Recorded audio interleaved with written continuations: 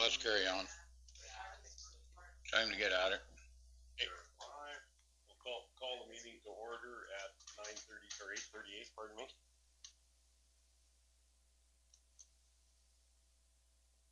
And your shoulder, Andrew. It's not so. I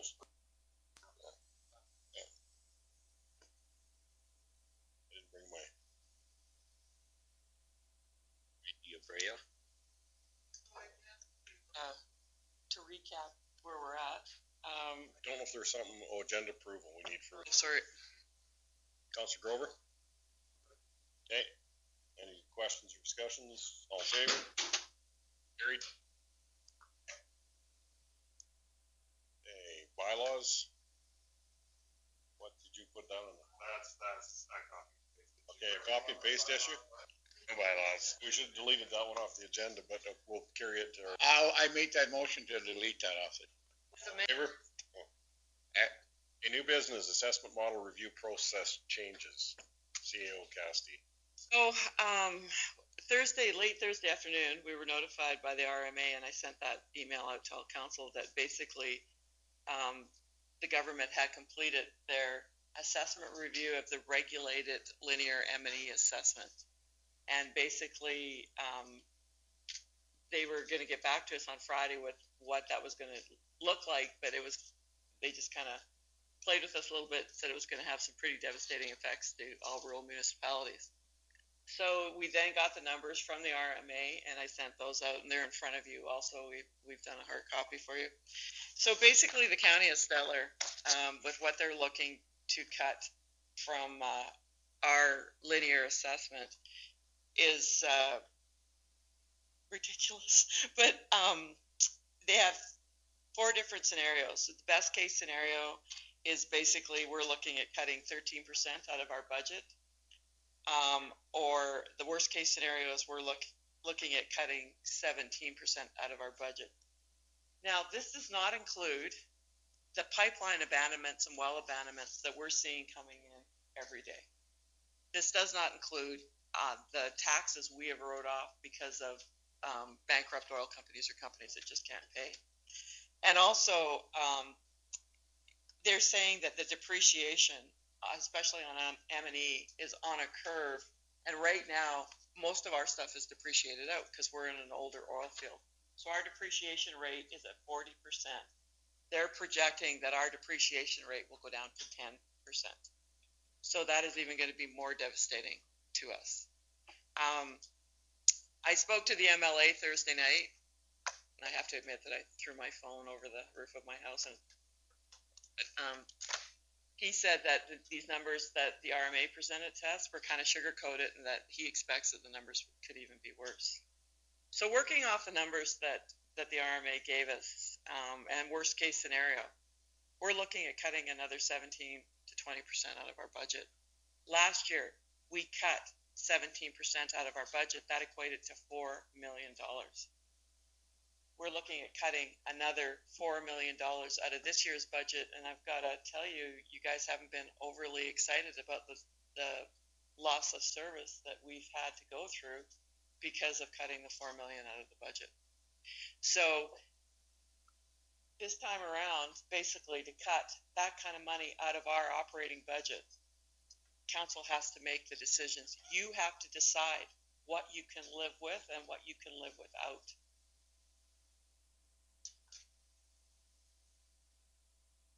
Have anything to add? I just, with working through this with the vet, I've been on calls with RMA, and Al has stated that we have to have a strong voice and we have to involve our urban partners, and we've only got till the end of August to try and lobby to try and get these changes through. He feels from talking to the different MLAs, we have one of the strongest MLAs working for us. So I'd phoned and requested a meeting with Nate and James, through James, and they suggested August 13th, which I said is not good enough because that only gives us 2 weeks to try and do anything from that meeting. That's when it come up to August 4th, therefore that's why I come up with a short notice for this meeting today. I would like our staff, whether the other municipalities come prepared and have anything to show. I would like to see us come in with what we expect, so if they have to ride in their shirt tails again, they do, but at least our thoughts are out of something to hand our MLA to take back. I believe Al's going to be at this meeting on the 4th. James had asked if they could invite him.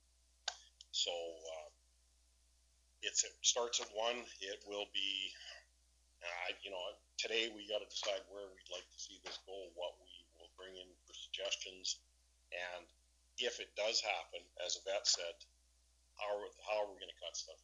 Because we've got all these requests coming in, the special requests from landowners to put a little bit of gravel here, to do a little bushing here, to cut this different in the hamlet, to pump this water. We won't be able to do it. Yvette will have the hard problem of what departments does she keep? What does she cut?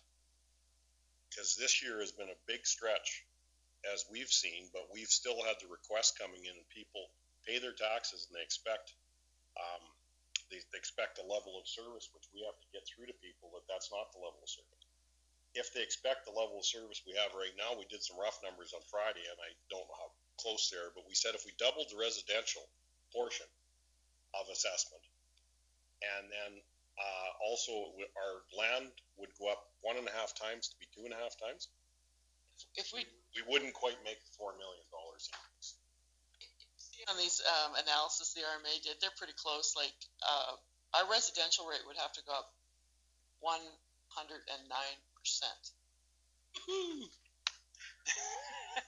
That's been nice knowing you guys. Exactly.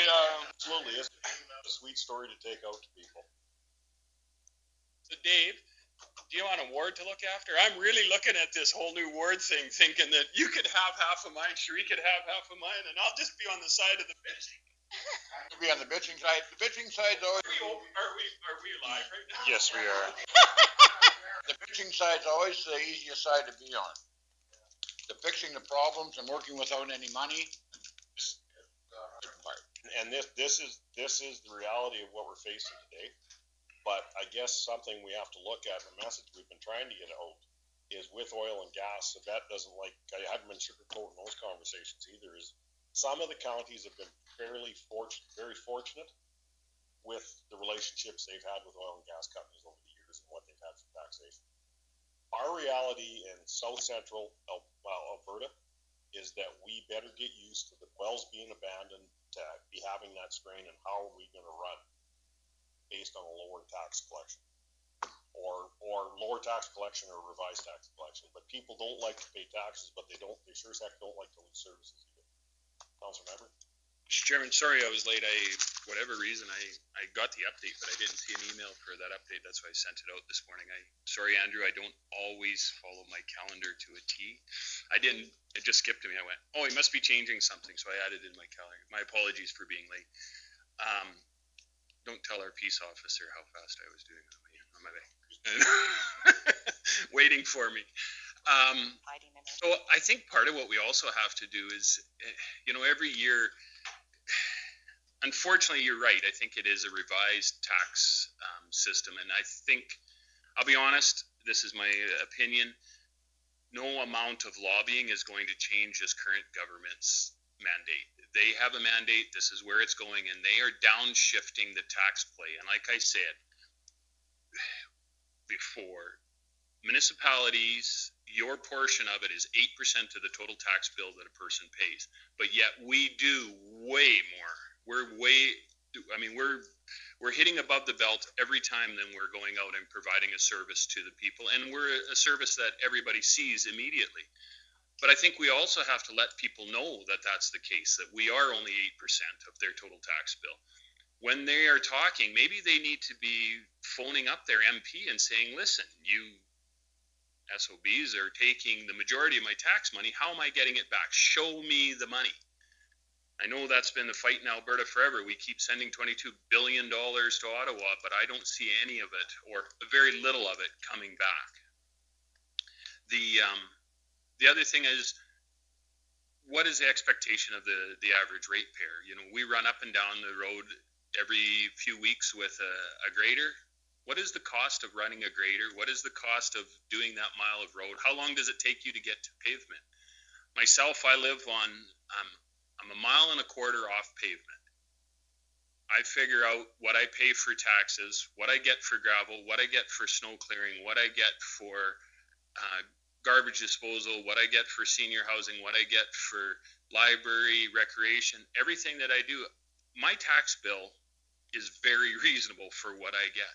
And yes, the education portion as well. I raised 4 kids in this community, educated 4 kids in this community, and without the fees that go with it, I get it. I paid nothing other than my tax dollars. So I got a pretty darn good deal in my opinion. But I think we have to let people know that. I mean, you're absolutely right. There are people that are going to say to you, we can't pay any more taxes. And there's other people who say, well, you know what? I was really surprised when our land tax went up on farmland. Some of the guys said, it's not a big deal. It just is what it is. If you're paying, $300-400 on a quarter section and you end up paying, an extra $10, they're not a big deal. But you double that, they might say something. They got a $10,000 bill and it goes to $20,000 bill. Again, my thoughts are if you're farming and it goes to 20,000, that's another 10,000 you're not sending to Ottawa, in my opinion. But that's just So needs. Government not form a committee to look at this? That's what I came up with. I would assume that if they formed a committee, they would have involved people and municipalities who it really affects. So they should have involved Stettler and all the other municipalities where this is really going to affect us. And I don't see that they did that. I think we need to get out and talk to our public. We're talking to our MLA, which is really good. And he's been good at lobbying for us. But this really needs to hit the high end of the government, because to leave us out of those discussions, I think is wrong. So. I was going to say, so there was a committee struck, and it did have representatives from RMA, and they appointed largely administrators and such. So that we did have representation from some very well-spoken and aggressive CAOs on that committee. The problem with that is, despite even though it wasn't necessarily us at the table, it was some of our peers that we respect quite substantially, specifically with tax, and this is still what came out of it.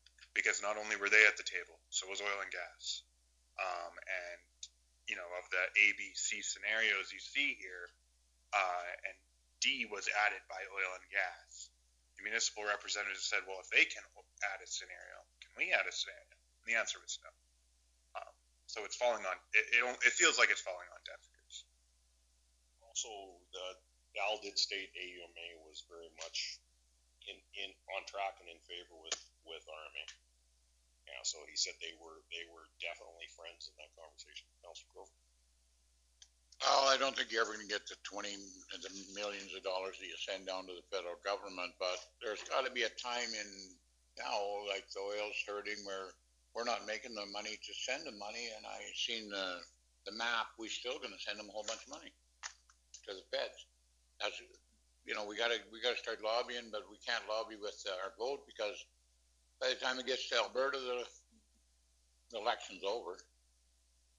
So that I don't know if that's the way to go about it, but I do believe the depreciation on these wells. So a well is 15 years old, but it's producing 3/4 of what it was producing when it was drilled. Why would you depreciate it down to 10%? I don't see that. I can't bite that, really.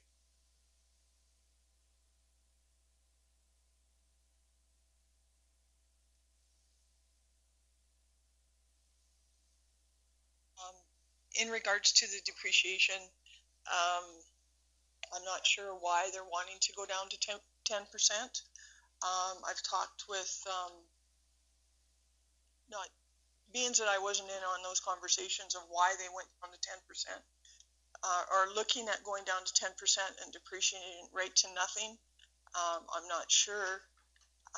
Over the years, it's always been the minimum that it was depreciated to, or the maximum was 40%. So that's a question to the committee or whoever developed this. why they're wanting to go down to absolutely nothing. I spoke with a gentleman from Saskatchewan, and their depreciation on their industrial or linear and stuff is only down to 40%. They don't go in, right now with their model that they're using, they're not lower than 40%. That's Sharon, where I can't figure out why we would do that here. I'll be from the oil and gas. It's a lot. Okay, and I would like that too, but to be fair, like those wells, like I said, the ones, old ones that are producing half decent yet, this carbon sequestering, you pump these just down the oil wells in our area, James and Maya, is going to bring. They said that'll bring it back to full production. Well, how does that work? They already have the I got to talk. They got full production if it does, and it's at Clive now, coming back down this way. It could be here, and they bring these wells back to what they were in the glory days. Yeah, maybe the price of oil is low, but if they ever get a pipeline out of here, then you'll get a decent price for the oil. That's not my problem. That's maybe the federal's problem. But at the end of the day, you depreciate them to nothing. You know, I had a tractor, I bought it. It's worth more today than what it did, but I'd love to appreciate that down to nothing. But you can't do it in any other thing. My way to oil and gas did. Thank you. So,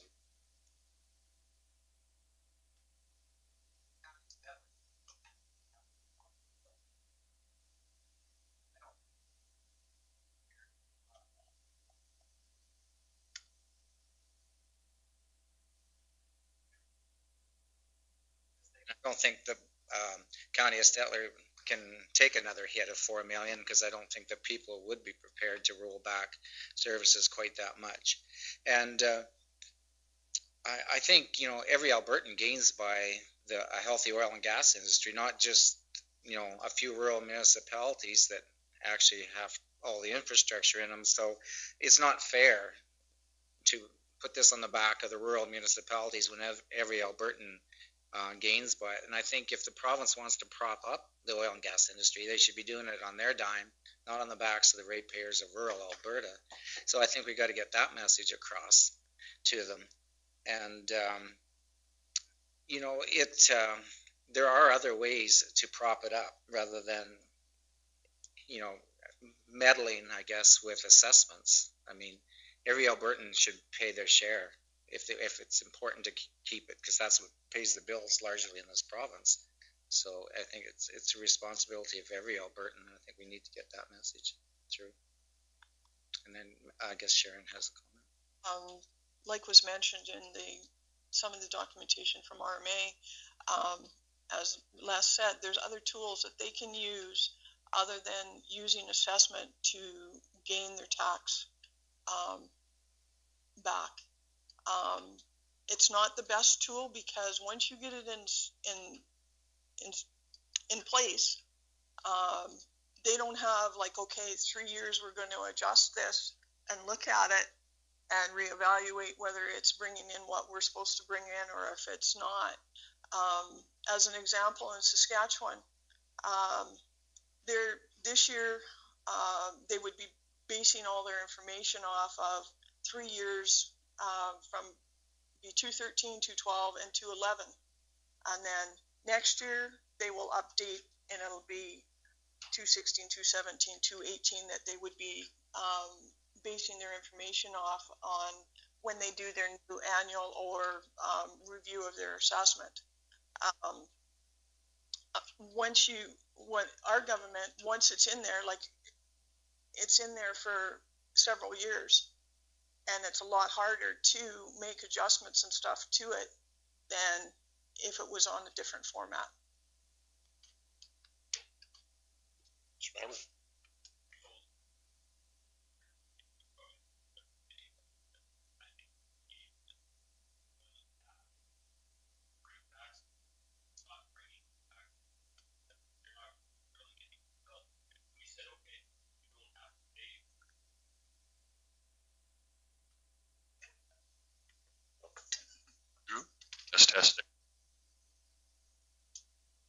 don't think that, is it on now? Okay.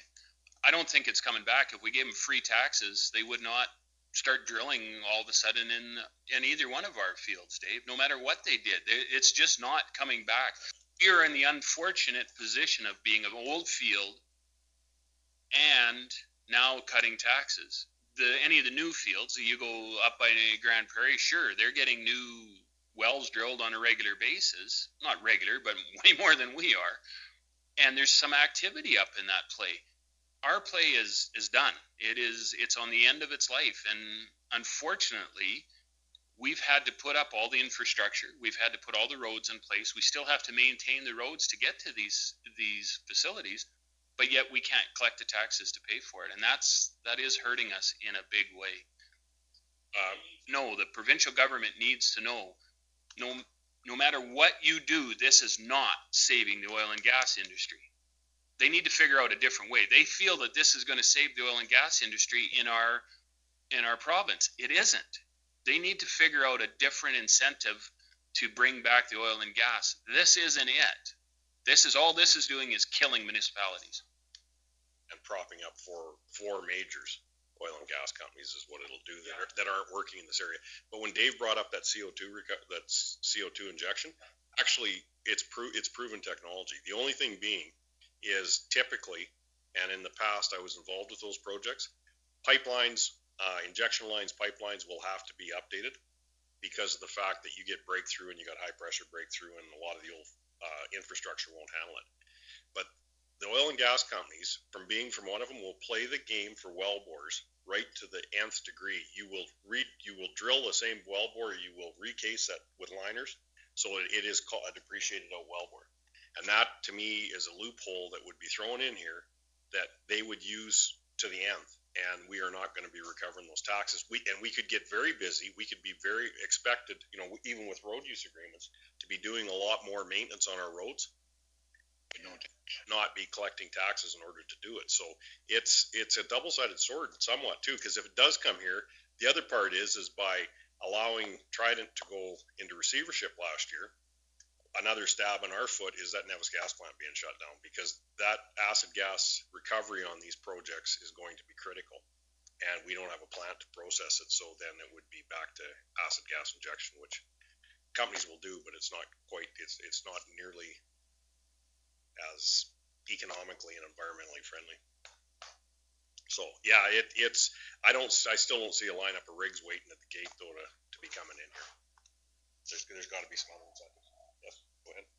Well, last year when we really did our budget 15 times, and I've got it. We did the budget 15 times, and we finally got it right. But what we took a look at was the fact that we were going to get adjusted for the 35% shallow gas initiative. I don't think it was the best scenario, but we accepted it. We've had to do it. We were able to budget our balance, keep our staff working, and provide a fairly good level of service. And as time went on, the oil companies, well, it's just like anything, they'll adjust, right? The companies that are little and can't make it, they will go under. The other companies will pick them up. They'll put these wells back into production, and away we'll go. I don't know if you call them medium-sized oil companies, small oil companies, that's, the Embers, the Bears Paws. They're still working.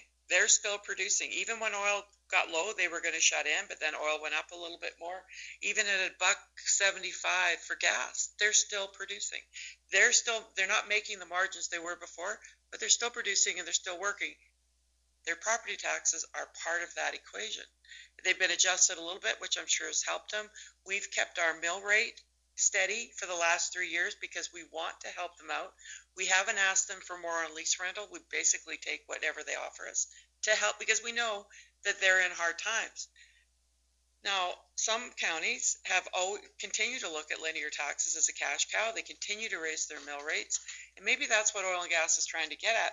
But the county of Stettler, and I think Painters and other counties around us, have tried very hard to work with our oil and gas companies, and we've proven that we can. I agree, things are going to change, but I think they'll bottom out. But with this, the whole playing field's going to change. Mr. Gender?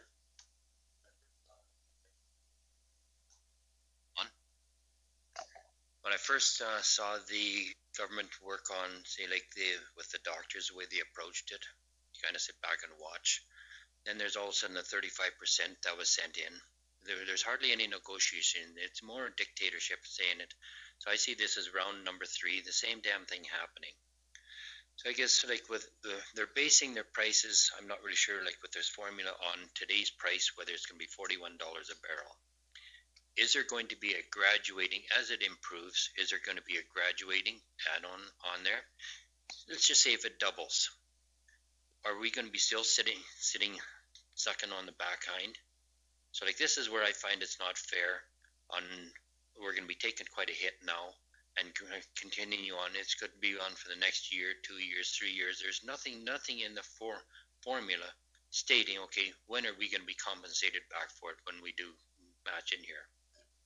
So I just wonder, in this formula, is Nevis gas plant, is it in the formula here, or has it been written off? It hasn't been written off yet and won't be completely written off until they have it reclaimed, but it's substantially gone down, and we've recognized that in last year's assessment for this year's tax. Just to add a tiny bit, the numbers that you see in front of you, we can't answer a lot of questions on the what's included or not, because the data that went into this analysis is affairs that did it. They kind of gave us the bulk summary numbers. They've refused to release the source data, so we can't even dig into it ourselves. So we don't know what other losses. Worst case scenario, this is before any other losses we can expect. This is just based on how things were, and then a percentage drop on that. We already expected to see the losses from Nevis, the losses from abandonments, all of that stuff. That this doesn't include the police requisition going up next year. So how do they not give us the source? Exactly. To FOIP them for it or what? Like, this is insane. Asked by our CEO. I mean, how do you not? Right? I mean, they're not the news media. Like, oh no, I'm protecting my sources. This is factual information that should be ours. Transparency, right? That's a question for the 4th. That we need to put that forward. And it's a question for Friday. We haven't had that discussion about the email yet, have we? About going Northern Sunrise for Friday. All right. No, Friday's. No, tomorrow's. Tomorrow. Yeah, the ledge doesn't sit on Friday. Yeah, they're meeting on the 30th before they break on the 31st. Also, you have to keep in mind, we probably only have maybe 2 of the big players in the oil field companies as far as paying taxes. The rest are in the kind of the middle area, and then we have a lot of smaller companies right now that are in our county that are paying taxes. The format that they have set up right now is not necessarily going to help all these smaller companies. Therefore, there's still going to be receiverships happening because it's the big guy that's going to benefit benefit from what they've laid out. So we're still going to look at probably some receiverships because they're not helping everybody across the board. Willing to go to Shannon Phillips yet? Councilor Gender? Yes. We almost have to. Like, I'm sorry, but we're almost. That's let's talk about our go forward plan after. Councilor Gender?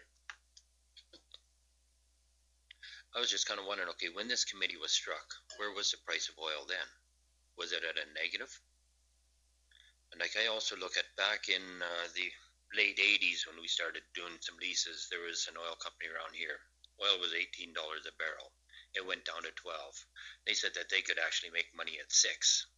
So if they started working on this formula here when the oil was in the negative, now it's at 41. Have they considered any of these options in here? I don't think the price of oil is what the issue here is. It is about cost of production, and it boils down to cost of production. And I got to throw a defense into oil production. Because oil production is about as close to farming as you can get. Your input costs go up, your direct costs, your input costs continue to go up, and you're working in a buyer's market or a fluctuating market. So you can't control what you're selling it for, but yet you can only control what you produce, and somewhat control what you're paying for. The door's been open for them to stick just their foot in, but their whole body in to try and, ride on the backs of municipalities and the ratepayers' backs when it comes to paying lease rentals. I've had some people tell me that there's some majors going out there right now that are offering them 80% or 20% of what they were paying for lease rentals. Take it or leave it. And that is the wrong, but that's been this door that's open. But it is very close, and then you've got, like we talked with raising livestock for slaughter. Somebody someplace in there is making the money that makes that T-bone or that ribeye steak sell for what it does in the grocery store.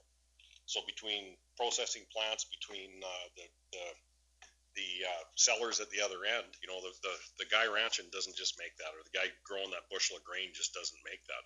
So it is, we have to look at what, they do have a strife too, and at $41, like to compare it to $18 in 1980, you look at what the cost of a liter of fuel was, or the cost of a liter of chemical, or any of the stuff you go to do.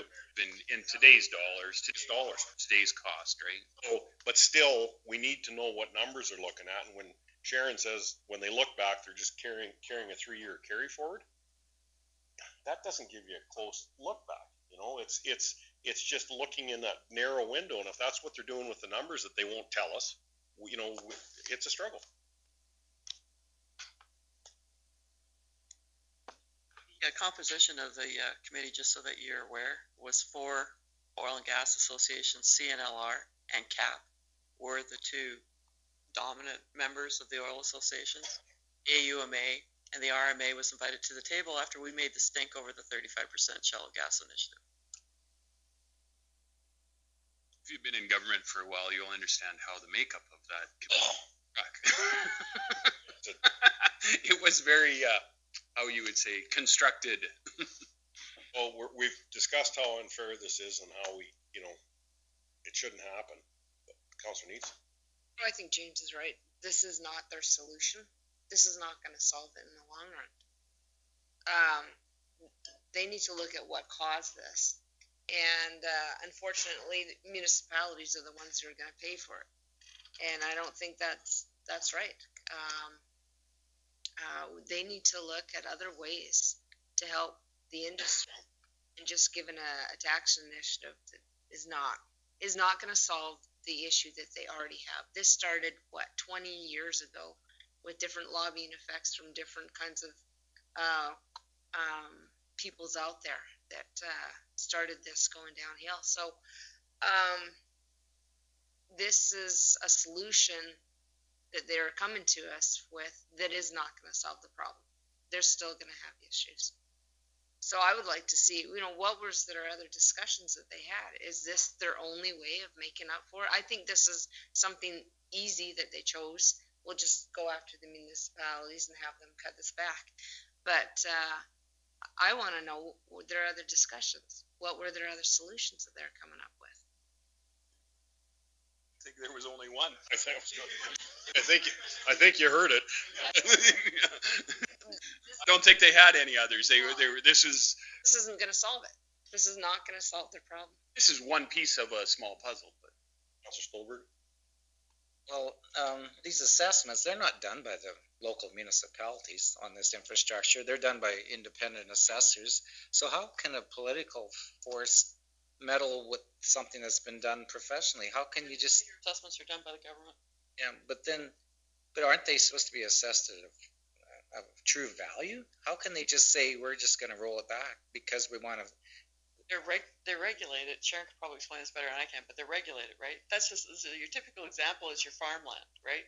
Oh, yeah. You'll spend $600,000 on a quarter of land that has type 3 soil. In your assessment, it'd be based on the type of soil and what it should be able to produce. You're paying taxes on about $13,000. They do have that ability to monkey assessments, yeah.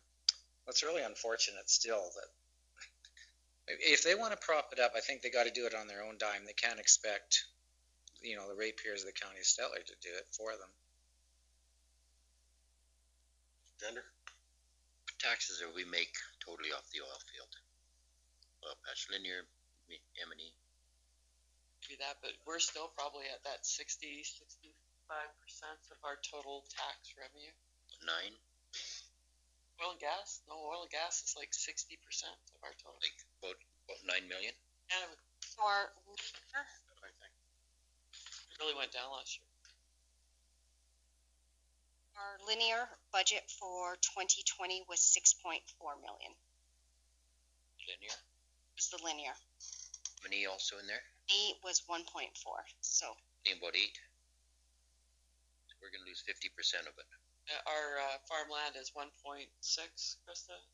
farmland is 1.6. Yes, Our residential is 0.6. I think these are numbers that we're gonna have to send out to the people that we're trying to deal with. The amount of loss that we are going in comparison to, say, like what we make on residential, anything like that.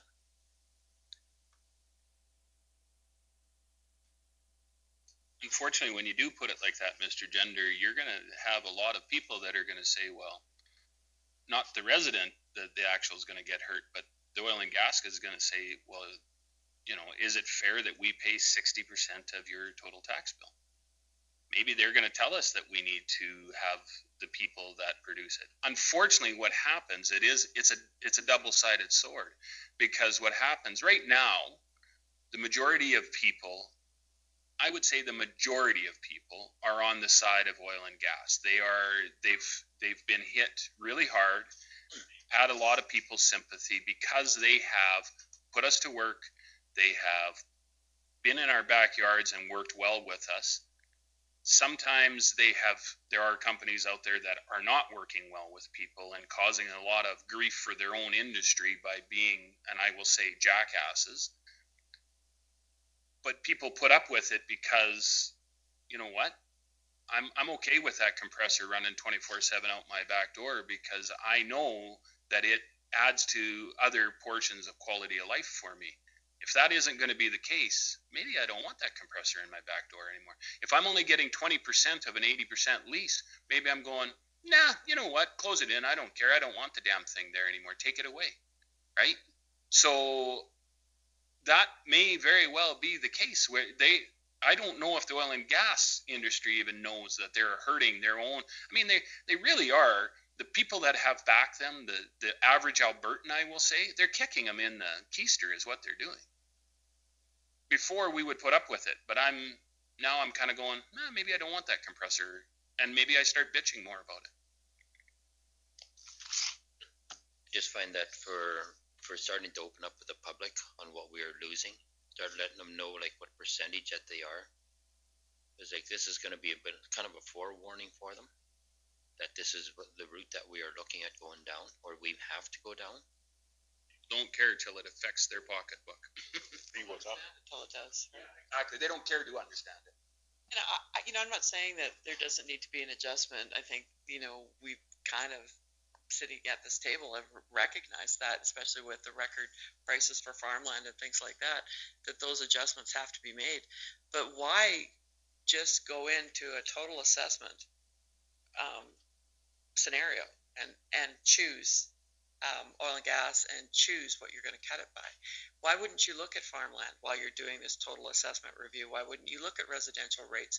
Why wouldn't you look at linear and M&E? Not just, I'm going to go in and pluck this out and this is what's going to happen. So M&E, and especially this depreciation curve, you look at other manufacturing plants, G3, perfect example, probably 80% of their assessment is going to be M&E. But they're going to know that they're going to be on this curve, and pretty soon they're going to depreciate their M&E down to nothing. We'll be getting nothing in property taxes from them. And why shouldn't they be entitled to ask for that if the government gives it to oil and gas? Absolutely. Or the power industry, right? Absolutely, yeah. We make a lot of money off the power lines. The painter, what they went through. The same with those windmills. They're going to be down the same, all the solar panels, right?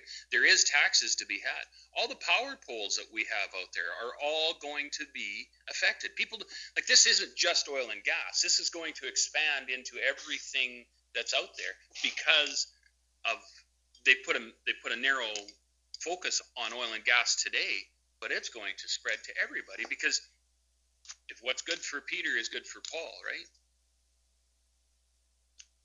So if they do push this through, What about their requisitions that they're asking from us? Is that gonna go down too? Well, it's the only one right now that they basically control is education and the policing, which they say is not a requisition, it's an operational expense. The housing authority, which we've been backfilling for a couple of years because of uncollectible property taxes, equalized assessment's kind of your last, the board has the ability to decide on how they requisition their income. They've been using equalized assessment. Maybe we go back to them and say it doesn't work for the county of Stettler anymore. But the problem with that is if we can't agree, then by default we go back to equalized assessment, which affects us. So they should technically be asking less from us. Yeah, but The problem is though, so you take a look at the school requisitions, for example. At the end of the day, Alberta Education is going to come forward with a budget and say that budget next year is exactly the same as this year. They're going to requisition to make that budget up. So if our assessment decreases next year as a result of the tax, that means each of our residents, our residential residents, the oil and gas that are left over, everybody pays more per dollar of assessment they have now, right? Because that rate will go up to account for the assessment loss that we see tomorrow. That's what they did. That's what we fought on every small businessman in the county of Stettler. Their education tax went up to cover off the 35% that the government just credited the oil companies carte blanche. This time it won't just affect our residents, it'll affect the urbans as well, and that's why they're backing us on this fight. Because their residents are going to hurt because of this. Then you look at urbans who requisition their taxes from their residences, their businesses, and maybe a couple of them have a pipeline somewhere around in their power lines and telecommunications. But if we pull recreation money, because that's what oil and gas money does, this allows us to spread the wealth, right? If we have to pull back on that, what do you think mill rates are going to look like in the town of Stettler if they now have to cover the $500,000 that the county of Stettler gives them to run SRC? Or they close the pool, or they close one of the arenas. I mean, that's the kind of that's the reality that we're don't figure this out, right? That's why they should be there, yeah. Right? It's huge to us, and I mean, we've been very good, and rural municipalities have been very good about sharing the wealth. I don't think town residents understand what rural residents put up with the oil and gas in your back door. But that's, we've all made that sacrifice because we know what oil and gas does. They build arenas. They build tracks. They benefit hospice and hospitals and everything. They're not doing that anymore. We can't afford to do that anymore. People's life is going to change, including urbans, substantially. You're going to see schools close because if we can't afford to fund recreation dollars to hockey arenas and Buy More and Big Valley, where are people going to send their kids? We sat on the school board. Kids need interaction. They need to recreate. Kids are going to be on the bus to Stettler, and those schools are going to close. Those arenas are going to close. And better yet, we're going to have to tell Clearview what we can afford to plow and what we can't. So thank you for your bus maps, but we really don't need them. We'll be telling you where you can run your buses. Exactly. Yvette, you mentioned though the fact of, we've tightened our belts, etc. If we stayed on the same path we were prior to this with abandonments and with, the lobbying from the companies coming to us, we would have continued down that path, and I think a lot more controlled decline that would have been more manageable. But this is just and that's a great point, Larry. Part of this is you can't cut 40% in 1 year. If they said, okay, we got a 5-year plan to cut 15% over the next 5 years, okay, we can live with that and it's manageable. But cutting the legs out from underneath you in one full swipe is really that's the hardest part of this. I mean, we are able to do a little bit of managing and cutting and then get used to it and ease into it. It's boiling the frog. But killing the frog and then putting him in the pot is poison. It just is. That's what it is. And that's what they're doing here. If we are allowed the time to adjust, right? And we know that we're going to have to adjust. if we're allowed the time to adjust, we realize efficiencies, and Mr. Green has done actually all my staff has done a wonderful job of finding efficiencies in their departments and getting more with less. And if we can work ourselves into that, we'll get there. But you cut the stuffing out of us, and the stuffing's going to fall all over the place, i.e. services and staff.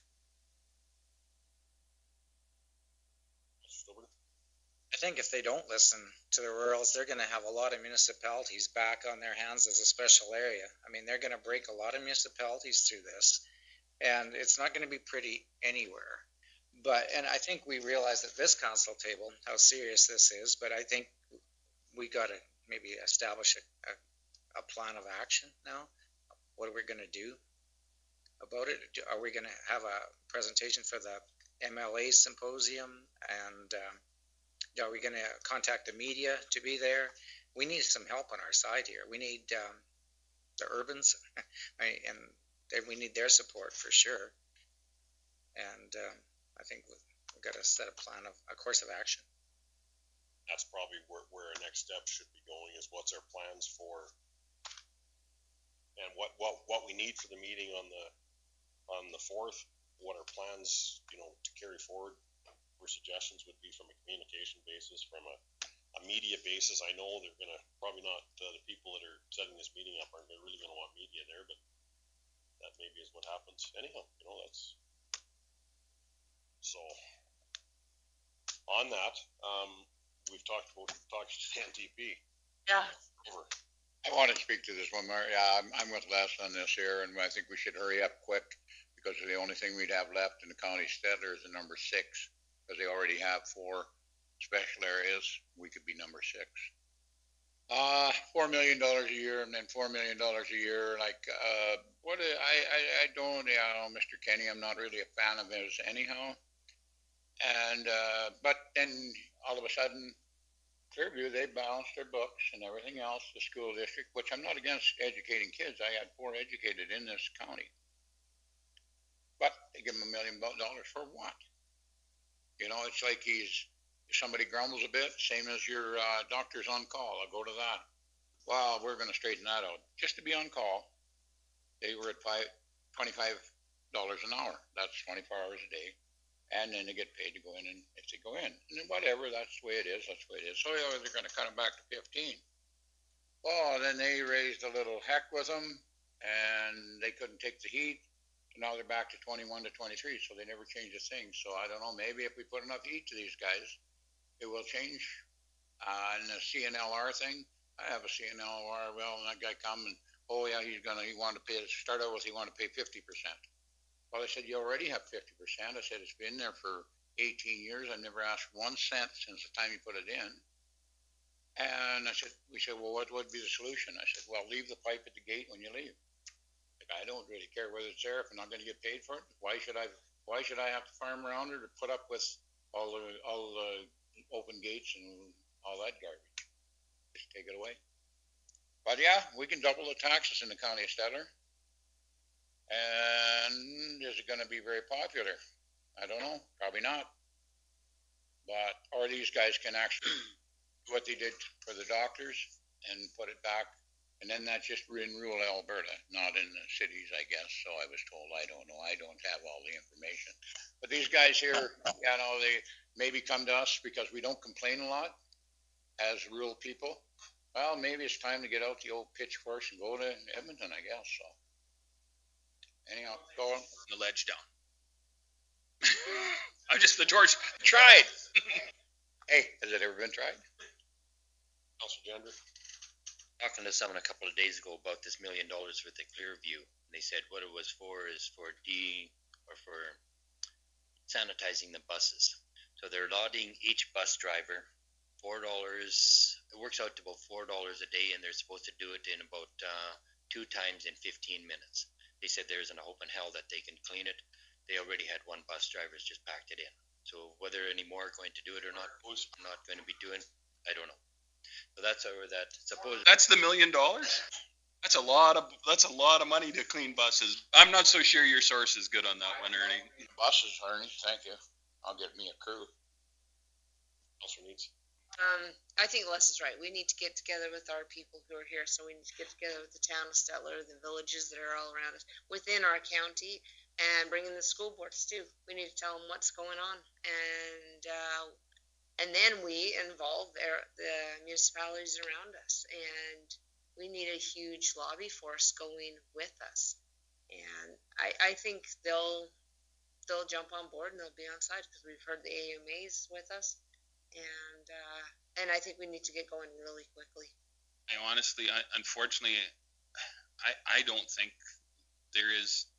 I don't think there is any resolve for this. This is the way that it's going to be. Period.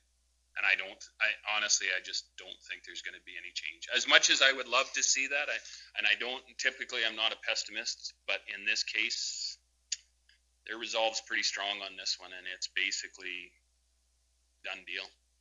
We got to figure out how we're going to live with it. Right, 2 councillor vehicles need to move just for our roofers, white Chev and That would be me. Ford, and It's brown actually, but yeah, okay. Sorry. They want me to move. Take a comfort break, me. You gonna pause it, Andrew?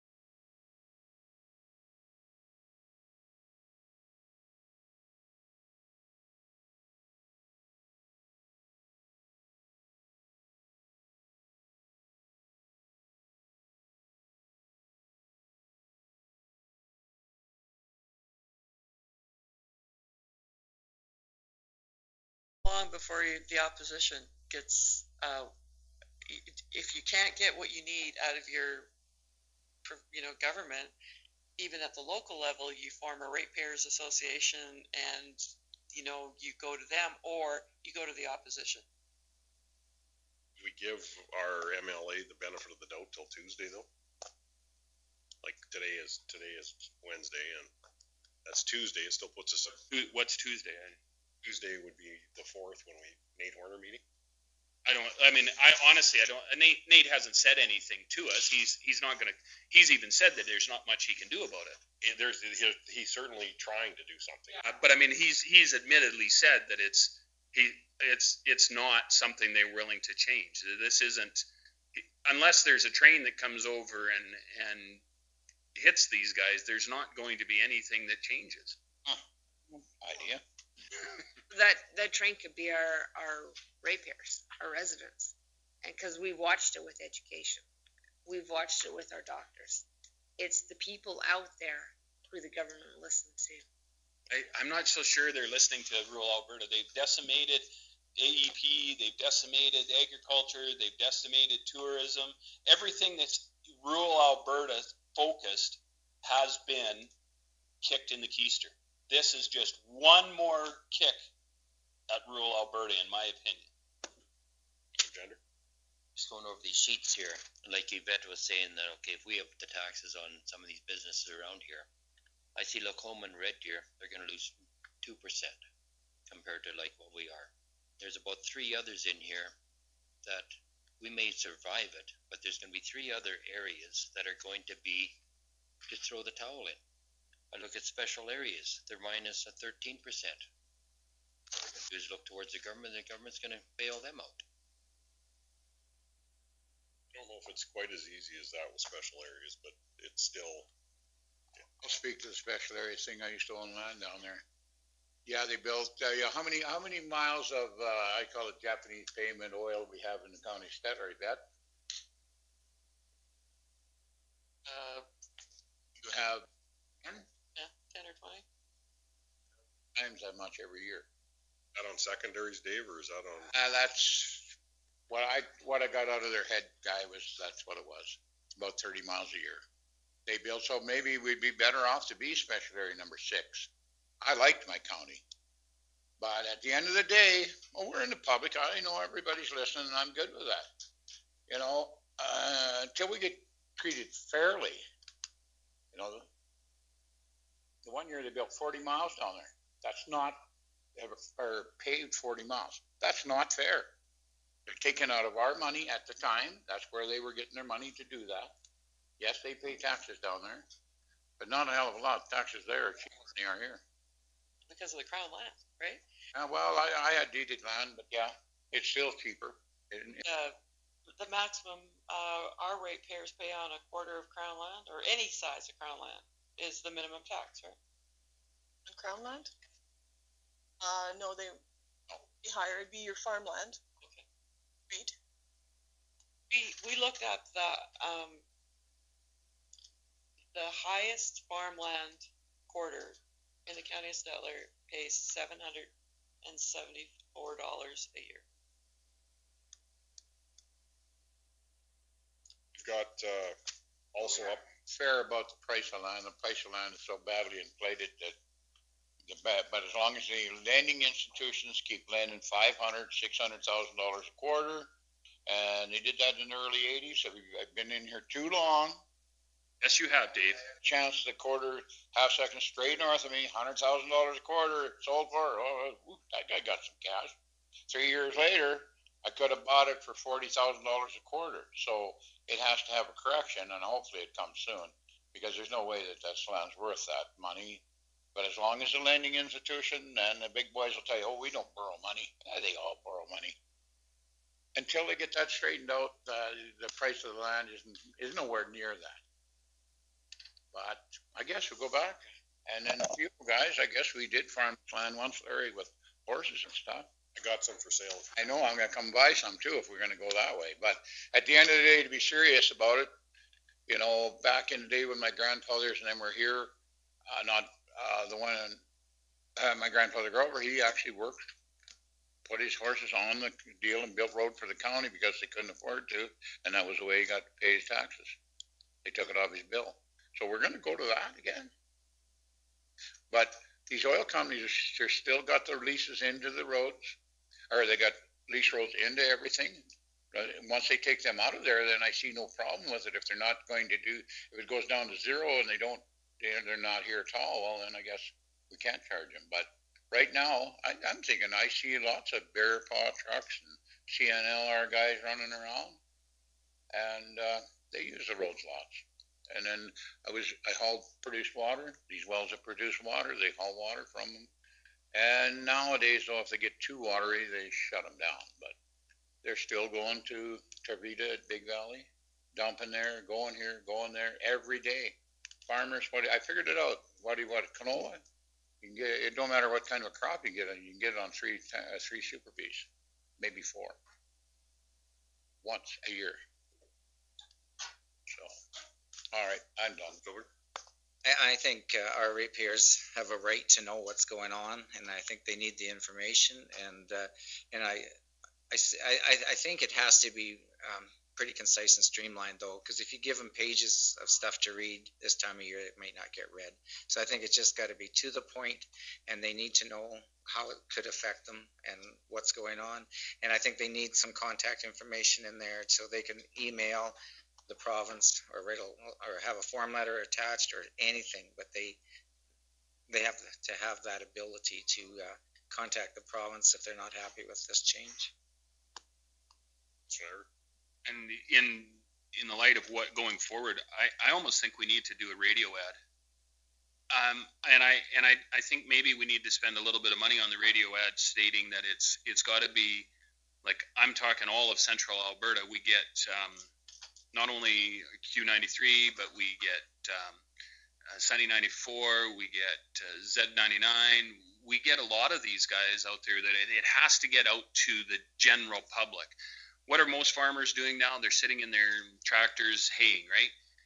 They're not going to read they're not going to see a piece of paper. If the sun stays out, they're not going to see a piece of paper for at least 3 weeks, if they get that. If we get some rain, the last thing they're going to be running to town for parts. They're not going to be running to town for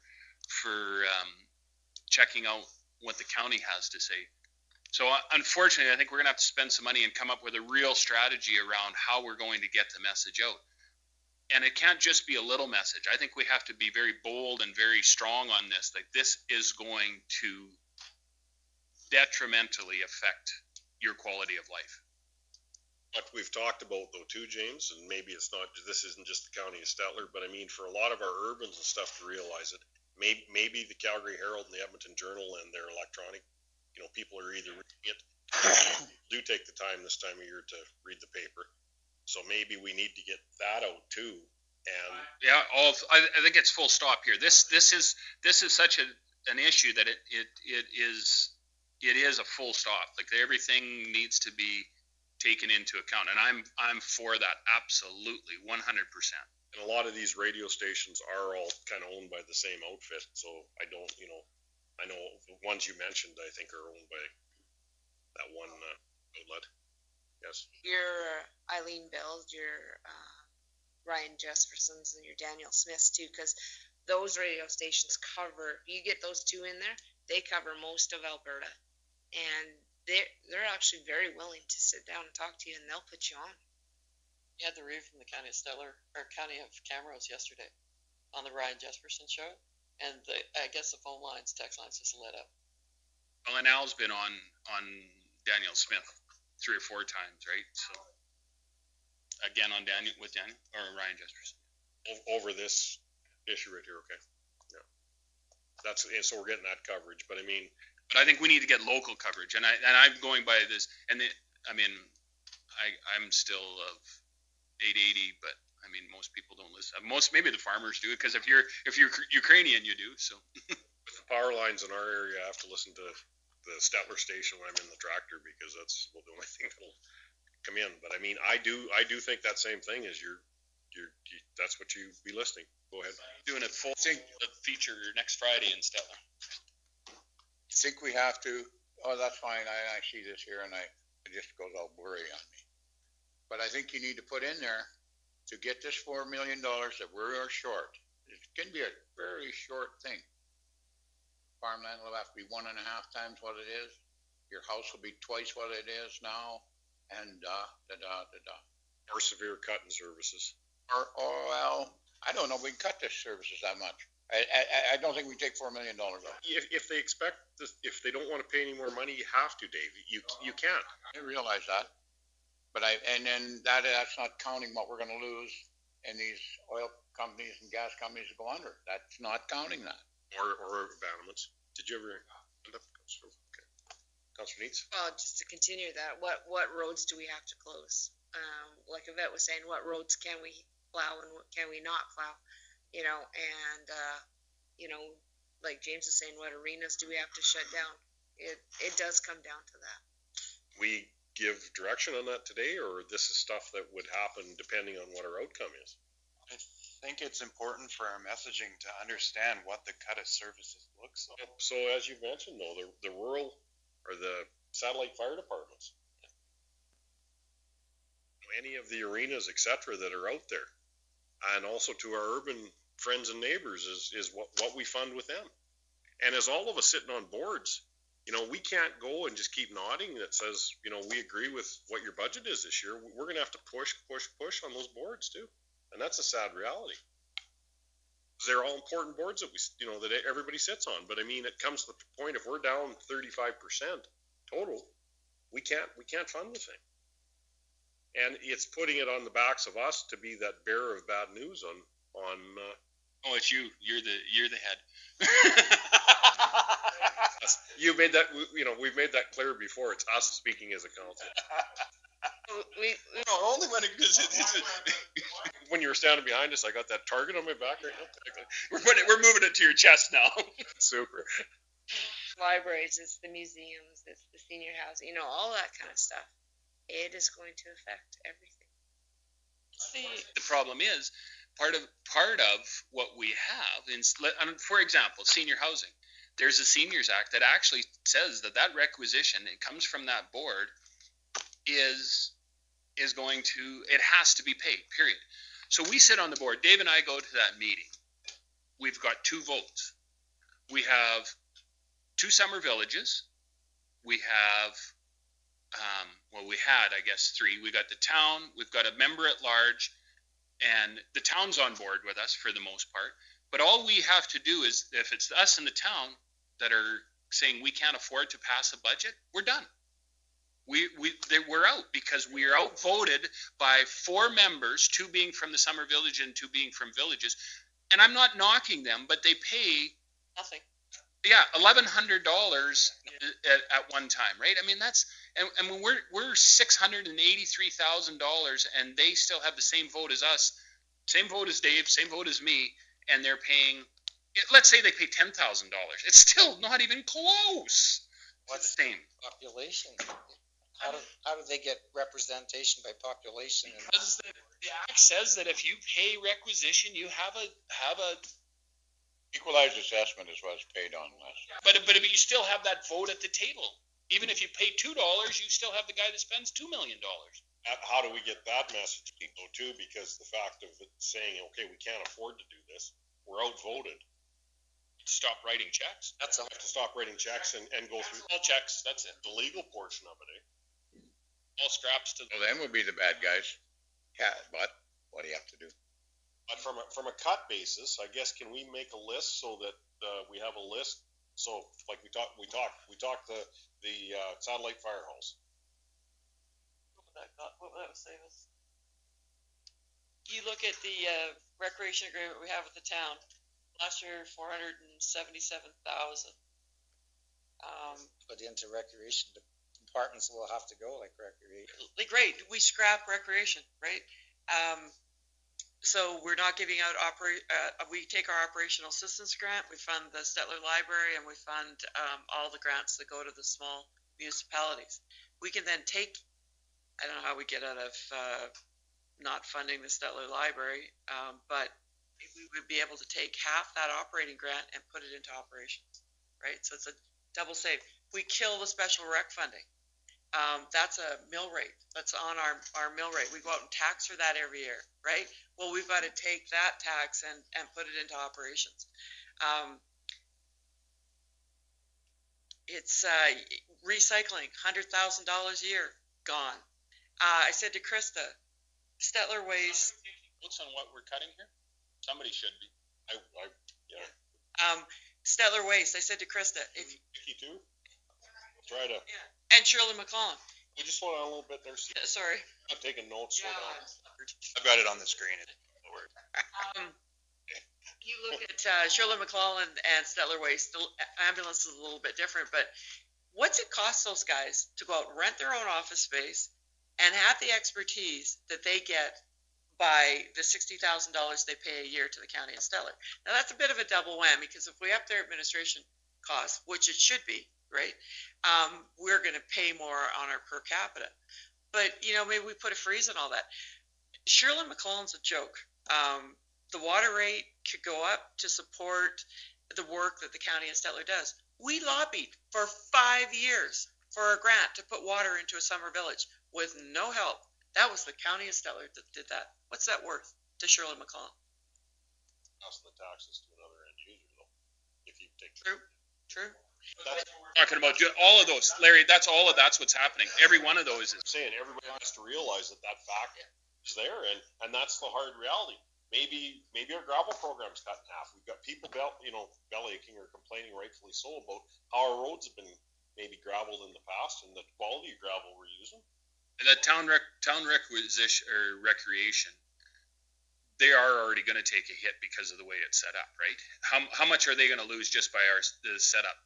20% of it, basically. Yeah. So I think I'm not really keen on killing that agreement, because it's been one of the best agreements we've had as far as getting and I don't want to piss them off as far as not having that, but we do have to adjust it and look at something different. I'd rather fire trucks go out and ambulances go out. Absolutely, but what I'm saying is if we put it as number 2, okay. I mean, I would, if we have a choice, that's because it does help we are helping our friends in that case, but we have to have that hard conversation with them that if we could, we would fund it. The other thing they're going to hit us on is our reserves. We have to be strong in knowing that our reserves have been assigned and dedicated to this, and this. Yeah, and even if we used our reserves to try to survive, they've got us estimated at 22 months. That's pretty impressive, because a lot of municipalities are like this. But if without the satellite fire protection, we no longer have to blade the roads in Big Valley and Denelda to keep our fire halls open. Shirley McClellan. We're getting told by Alberta Environment that we don't have enough operators, but the only way I see this working, Andrew, is we cut a full-time operator. Planning and development. We have ASPs, IDPs, ICFs, plus subdivisions and development permit. The only way I see that department running, we cut a full-time staff member. Administration. Service gets slower, period. That's what it is. And turnaround time is going to be slower. ICF turnaround time is slower. P turnaround time is slower. Shirley McClellan, if you're going to offer the service, you can't cut staff because you have to ensure potable water. So I think what you need to do at that point, you need to go to Shirley McClellan and do what we've said in the past, is make sure we're getting paid for what it costs us. What would it cost us in the county of Stettler? How many operators would we have to operate what we have? Larry, you're going to have that argument from every one of our boards. Our senior housing is going to say that. What do you want us to cut? You want us to cut the food budget for our seniors? Do you think how that's going to come over? I know. Like there's standards to meet on everything, and have standards to meet at safety. Staff, to me, it's to Shirley McClellan is our budget goes up by this. You got to pay it, or find somebody else to operate it. Well, I always wondered why it didn't operate itself. Shirley McClellan? Well, it costs. What we're going to end up doing at senior housing is we're going to end up charging more rent to our seniors that are in there, and that's the way that it is. That is the reality of what this is happening. So instead of Mrs. Smith paying, $1,600 for room and board and all the food, she's going to end up paying $2,300. And that's the reality, right? I mean, if it's a 40% increase, it's a 40% increase. If you want water, you're going to have to pay more money. It's the end result. This is the pushing of, it's the downloading of administrating to the end user. I'm not arguing with you on that. No, I'm just saying that's what it is. Water piece is you tell the person that we're providing this is what we have to recover, or we're not doing it anymore. Yeah, and the same thing, they have to tell the person that's buying the water, it's going to cost you more money, right?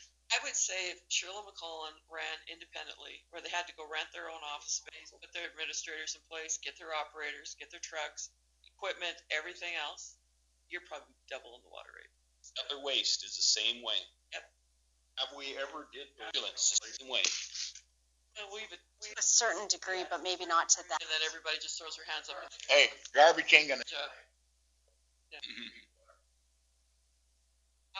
Not supposed to be people. Program, right? Do you cut the miles or do you cut the gravel? Pebble, yeah, just a pebble every mile. That doesn't work. Check your blood pressure before you come back. But that is a huge cost to the county of Stettler. Unfortunately, you just made a good point. $10,000 to STARS. Yeah. 10,001. Battle River Research Group. Have we cut that check? Cut it, but I don't think we'll be cutting it next year. Those are the kind of cuts that we have to look at. Right? And like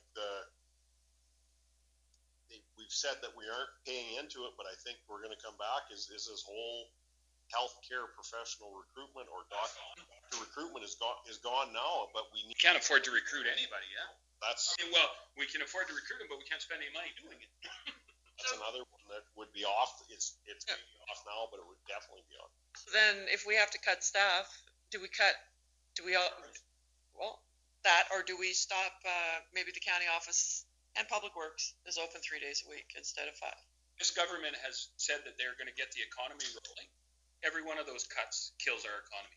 Our local economy gets killed by every one of those, right? I mean, what's the library going to do? They're going to have to cut staff. Senior housing, cut staff. Cut staff, right? That's what this means, is cut staff. Recycling. We have a business in town doing our recycling. That will be gone.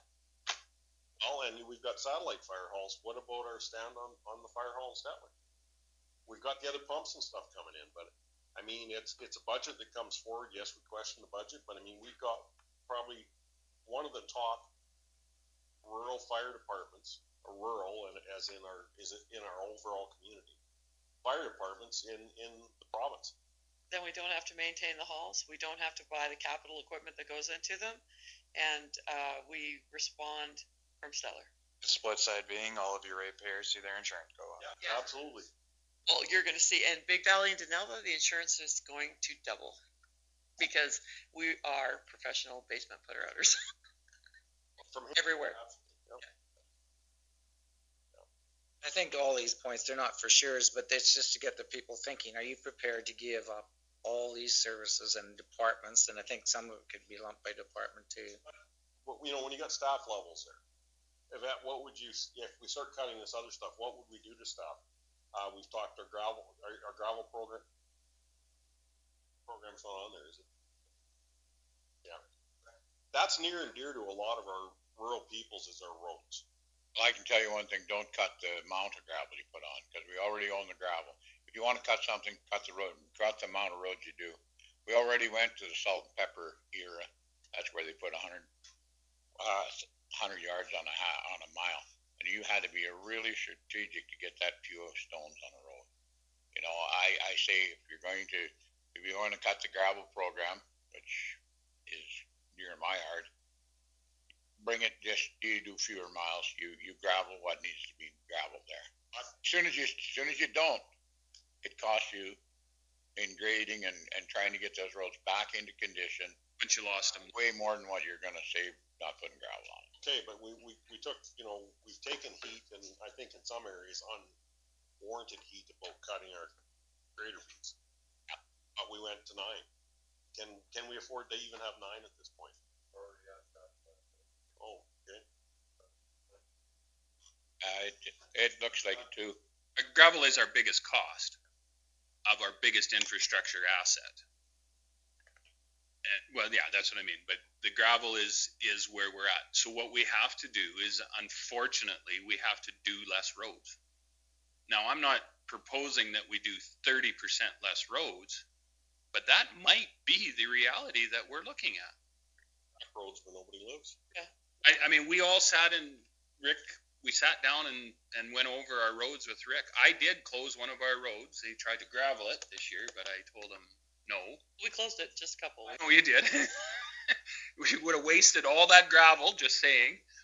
But I mean, we need to do more of that. Unfortunately, all of us have to get together again with Rick and say, okay, what am I closing? And we have to tell our ratepayers at the end of the day, I'm sorry. I took flack. One guy said to me, how come you guys put that sign up? I said, what sign? The sign on the road I used to go out to see my friend. I said, you got 3 other ways to go see your friend. Why the hell you drive it down that road? You don't need to. And that one, the toughest one I had is every year we had a grader at the snowplow out there, and he would spend damn near 2 hours on there because the way that road set up, there's a huge drift on there. But if you have Fill in this year. living on a road, how often do you plow it? I mean, it's not going to be a priority. No, though. Yeah. But there's other roads that I look that we all have that nobody lives on, or there's other routes to go. So do they become a priority? Like, we're going to have to go through that whole road thing again. And when you look at Paintearth and try to head east, you have to go a long ways north or a long ways south to get across that coulee. Big Valley Access Road, right? That bridge, even the government said they're not doing anything about it. So There's another way in there. right, that's Protective Services is another department we've boosted up. It might have to That's very true. Like, that's got a cut. cut, like, Yeah, I think. it's gonna affect everything. And right now, I could have 12 of them, and they wouldn't be meeting the needs and the calls that we're getting. We have guys in your area, Les, that are packing guns in their quads because of the lack of. They don't feel safe down there. Yeah, yeah. I haven't looked anywhere else, but. You know, Yeah. Yeah. if they're packing guns in their quads, they can shoot those dogs. Control your animal the way you want to control it.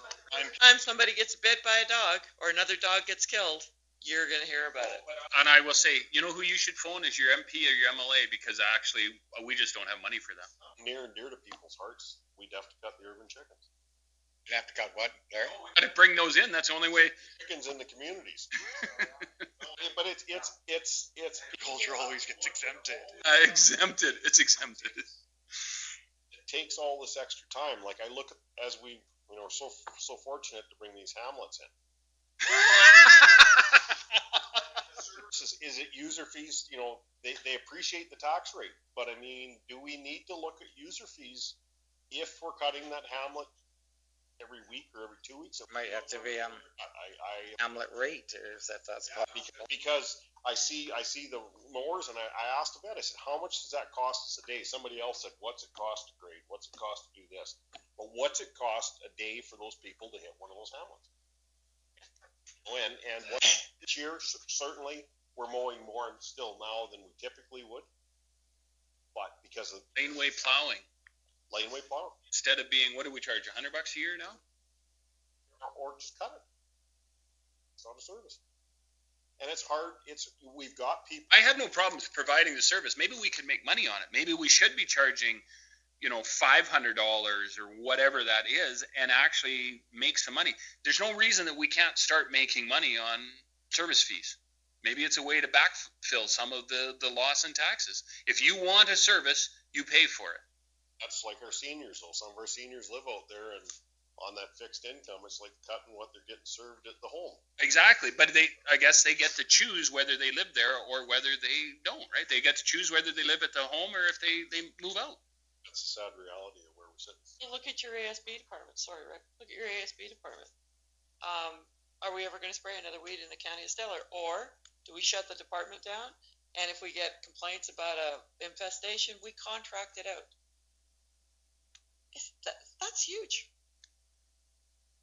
Well, Contracting, our guys can do it way cheaper than the con you're gonna get a. No, but the problem is we do too much of it.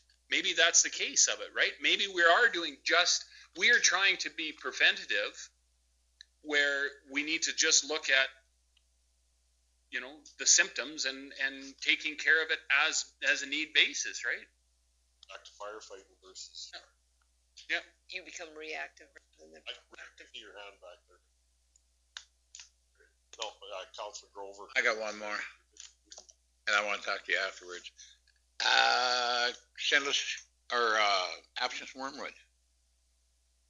County didn't do not much about it. It grows in gravel pits, and we spread it all over the county, and then we expected the ratepayers to clean it up. But now we're going to tell them, don't worry about it. If you don't want to clean it up, don't clean it up. Is that what you're going to tell them? If we have to shut down the ASB department, then that's exactly what I would tell them. And the other problem with that is that the government shut down all the ag services in Stettler. Guess who's getting those phone calls? We are. We're downloaded on us. I realize that. That's what I was just going to get to too.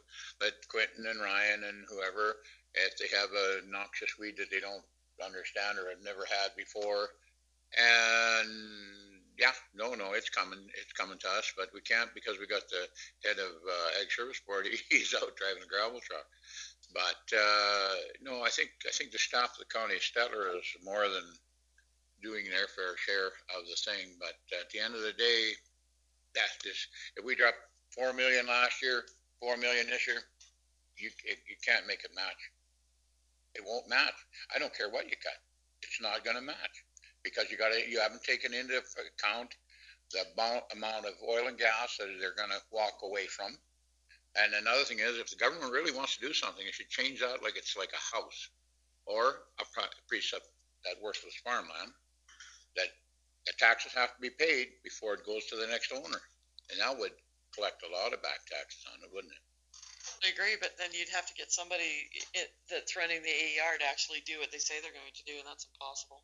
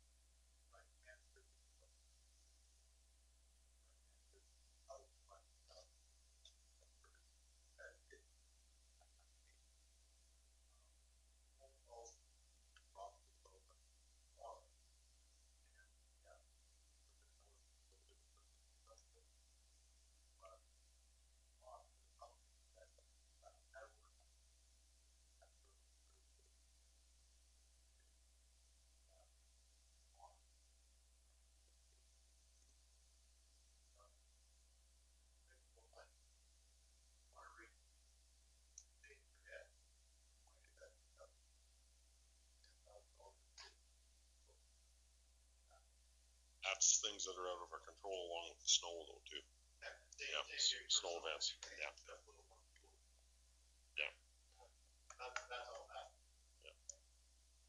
Okay, Councilor Grover? Up first. That's all fine and dandy, but like now you finally got some warm weather, the roads are still a little soft, you can actually do something with them. If this your heat wave stays for another 10 days, 9 days, what's that grader doing out there then, you know? You actually can cut them ruts out of there now, and you can actually do something with the roads. Huh?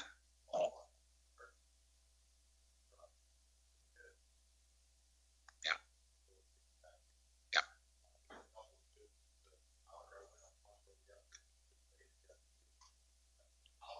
Behind my truck at 50K an hour was huge.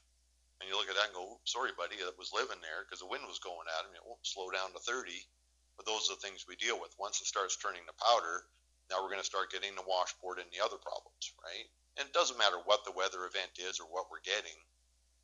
There's issues with the result that we get from it in the condition of the roads. It can be frost, it can be snow, it can be, you know, the quality of gravel we've had for years that we're trying to change, but I got to use up the stuff that I got first before we change it all. You know, wet, mud pumping up through, topsoil pumping through, all these things has an impact on stuff and what we can do. And every condition we get results in complaints and service requests. It doesn't matter what it is. I was just wondering on the plan of action here. Some of this can wait till after the August 4th meeting. Is there opportunity for joint collaboration with the other municipalities?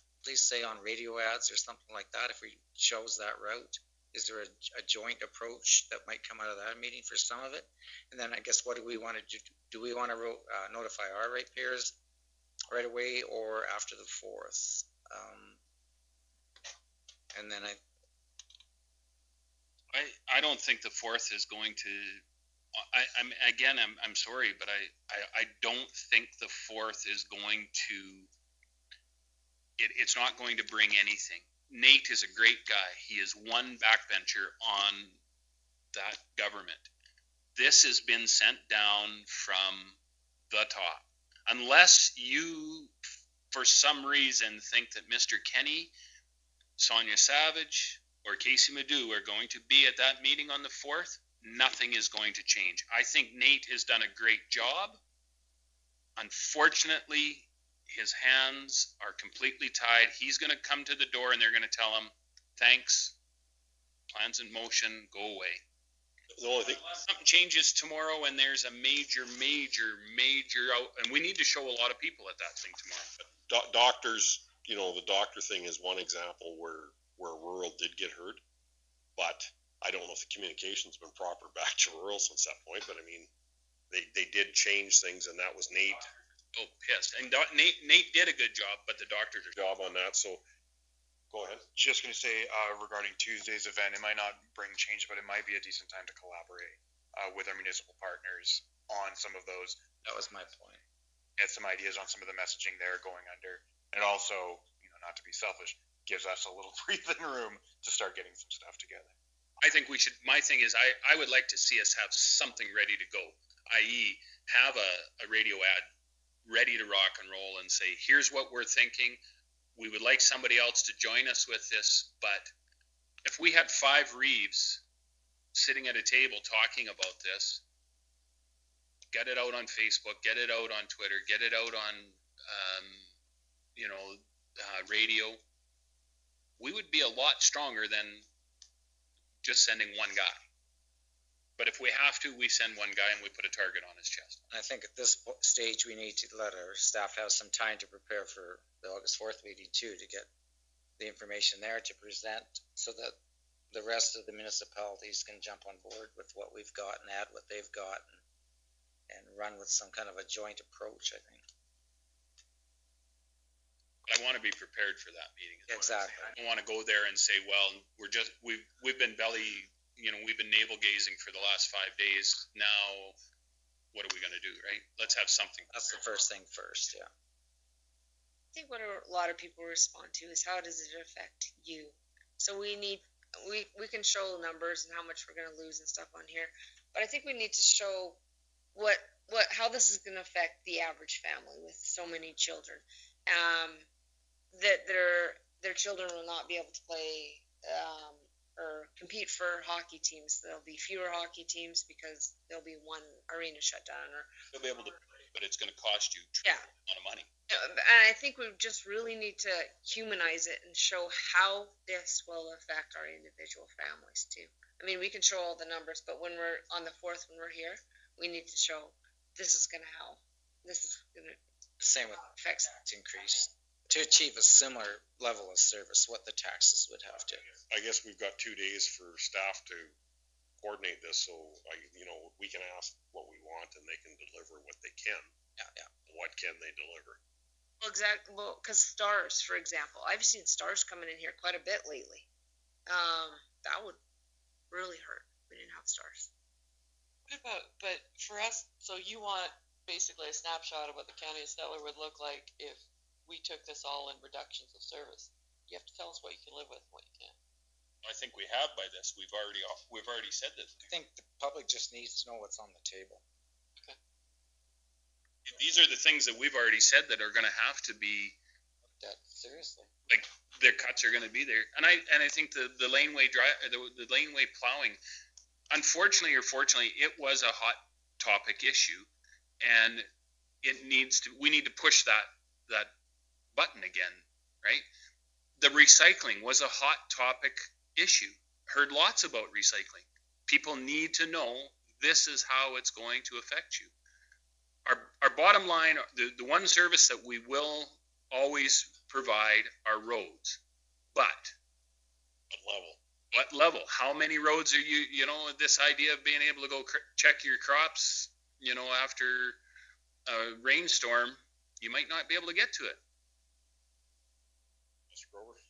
I already have talked to my ratepayers, and we've got that figured out. Most of them don't go down the back roads when it's wet out, and then you get some little pump from town or whatever, and he goes down there and just digs the hell out of them. So you got that too. So then what do we do with it? Red manure down there. Pig manure really fixes. At the end of the day, we're going to be short $4 million. We can talk and we can going to do this, do that. If you're going to raise that farm taxes on the farmland by 1.5 times the house that you live in, by doubling it, It should be on there. and you should have that. You have that on there.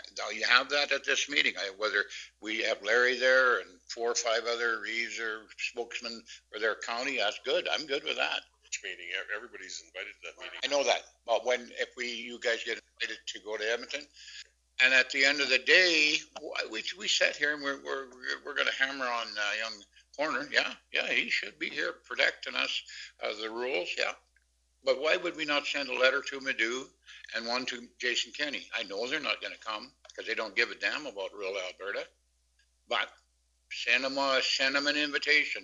Tell them when the date is. You must attend. Not tax rates. That's tax bill. Okay. See the rate and say that it's Agreed. Can we do that? See, I believe we can do that. A letter to them. The other counties are doing that now. So Come to this meeting. They're doing that? one on the 3rd, but they're sending letters to Premier Kenney and Madu about how this doesn't work. What about our urbans? We need to get out ahead of this. Somebody needs to go talk to the mayor of the town of Stettler. I can go talk to. And tell them what we're up against. And Where we're going? though we don't want to pull out of the recreation agreement, we may have no choice, right? Defund it. And I will stop when I leave here. I think we need to get to our other urbans. Sorry, Mr. Chairman, but I think maybe we should set up an official meeting With their council or with? with Yvette and Greg and you and Sean, and tell them it's emergency meeting and that this is something. And it would be great if you could get the media. It's just too bad that we're going that route, because this here recreation thing was the best thing that ever happened to recreation. It come from Jay Schlemp was the founder of this here, of that. And I think it works very well, because I look on my tax bill, there it is, recreation. There's no more the town, are you from the town or are you from the county? Oh, you're from the county? Or you're from the town? And that's what they were doing at the pool and at some of the facilities in town to see what the use was. That was the idea of it. Or my kids, now they're grown up, but they come in here, Larry, they had to pay way more than the town kids. The reason I'm smiling is Chestermere Lake yesterday. Now that the Council of Chestermere is charging non-residents $15 per adult, $5 per child, and or $40 per family to use the beach. And that was just this morning on the news. So yeah, So maybe we should do that up at the lake. So on a go forward basis too, I think what we need to do is we need to send a letter to all our boards and our partners. So Shirley McClellan, the ambulance board, the housing authority. We need to send it to, the rec board. I mean, I realize they're internal programs, but they still need to get an official letter so that it can get to the people that are sitting on the board. Protective Services are our rural crime committee. Our residents at the lake there's somebody that we could really harness because they seem to be able to motivate and get things going. Listen, here is what happens. We need to send an official letter to our partners, being the town. We're going to visit the town because they're the big partner, but White Sands, Roshan Sands, Denelda, Big Valley. I mean, Denelda's already on the cusp of being done. I think we need to get letters out to those other 4 urbans that basically say, this is what you're not going to see. And White Sands, you use county roads to access your village. We've tried to rotate them so they're done every 2 to 3 weeks. You're probably looking at every 6 to 8 weeks. Yeah. Per day or cost per. One of the nicest things that maybe could happen if Larry goes and talks to Sean right now, because we are on a tight timeline, would be maybe Sean shows up at this meeting on the 4th. I'll ask him if he'd like to come. And say, we're with the county. We're with the counties, right? We get a lot from the county. I think Sean sees that. Yeah. I still think the media has to be invited. What about the opposition party? We're not calling the meeting, but on the same sense, if that's better, unless it's those doors there. It's open. You're talking the one on the 4th. Going to do behind closed. One on the 4th? No way. I was thinking of the 4th, but 4th? No. Wide open. I think the town is already looking at like the recreation bill, because with this whole COVID thing and the government telling families that you can choose one sport and that is it, that's going to really hurt our recreation facilities. So they're going to have fewer people even using these facilities because of what the government is saying. You can choose one sport to play and that is it. So that's been said. That's been said, yeah. They're saying, and my understanding more so is that you can't play just one sport, but you have to wait a certain amount of time before you can integrate. So I can play football, but I can't play hockey at the same time. I've got to wait 2 weeks, quit football, and then go 2 weeks quarantine, and then I can go to hockey. So is Kenny grow the little tiny mustache here and he goes like this a lot or what? Like, hi Hitler, here he comes, eh? I also think we need to get, we don't do an awful lot with East Central except we do plow their roads. But I do think we need to we have a pretty good working relationship with Clearview, or we always have. We've helped them. They squawk, we bend.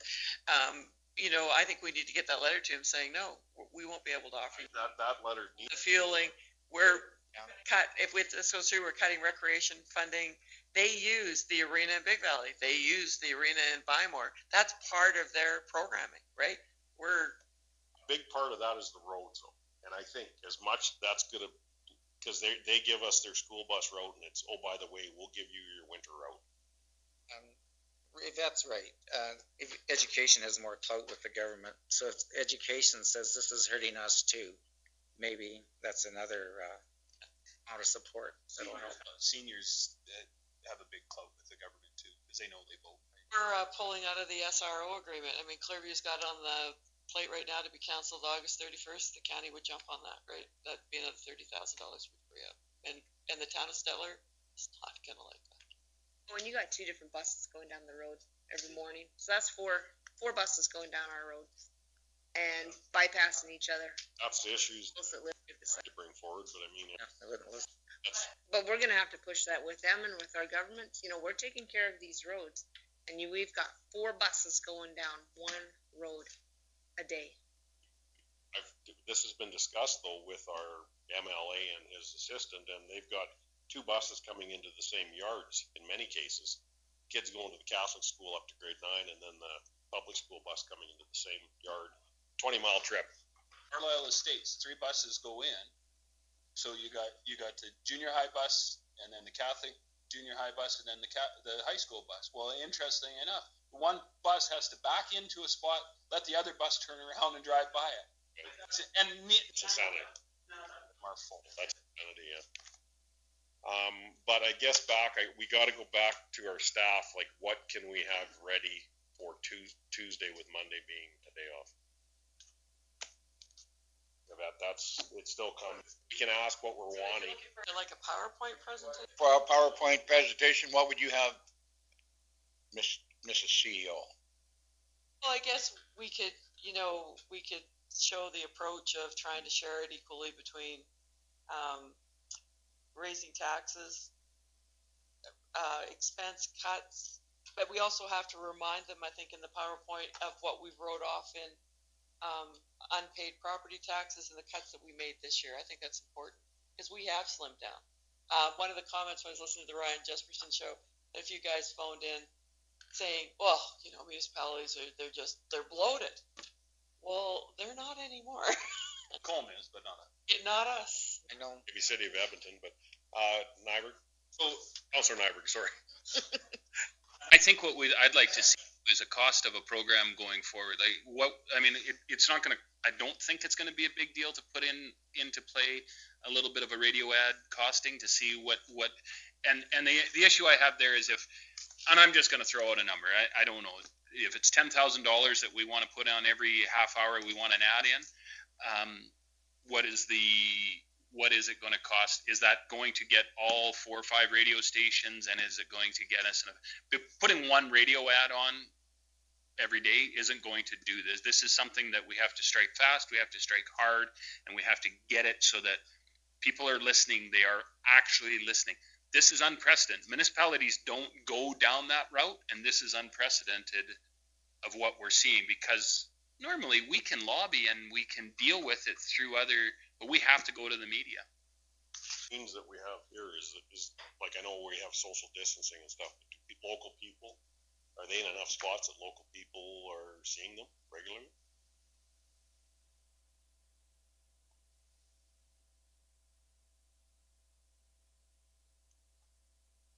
And the same thing with our newspapers. I agree, we should have prices that we can at least talk to our municipal partners on Tuesday and say, this is a step we want to take. Are you guys in or out? This is what's going to cost. I can make a couple of quick phone calls because it'll be all the rural municipalities from Nate's area at this meeting on Tuesday. And I know Provost is in. I'm pretty sure Starland will come. Painters will come. Special areas, they're in a different situation, but I would be.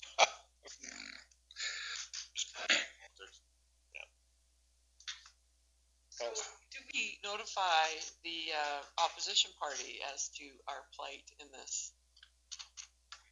We have to harness the Kurds from the north. I would hope, could we not wait till after Tuesday on that though, and just say that is one of our options?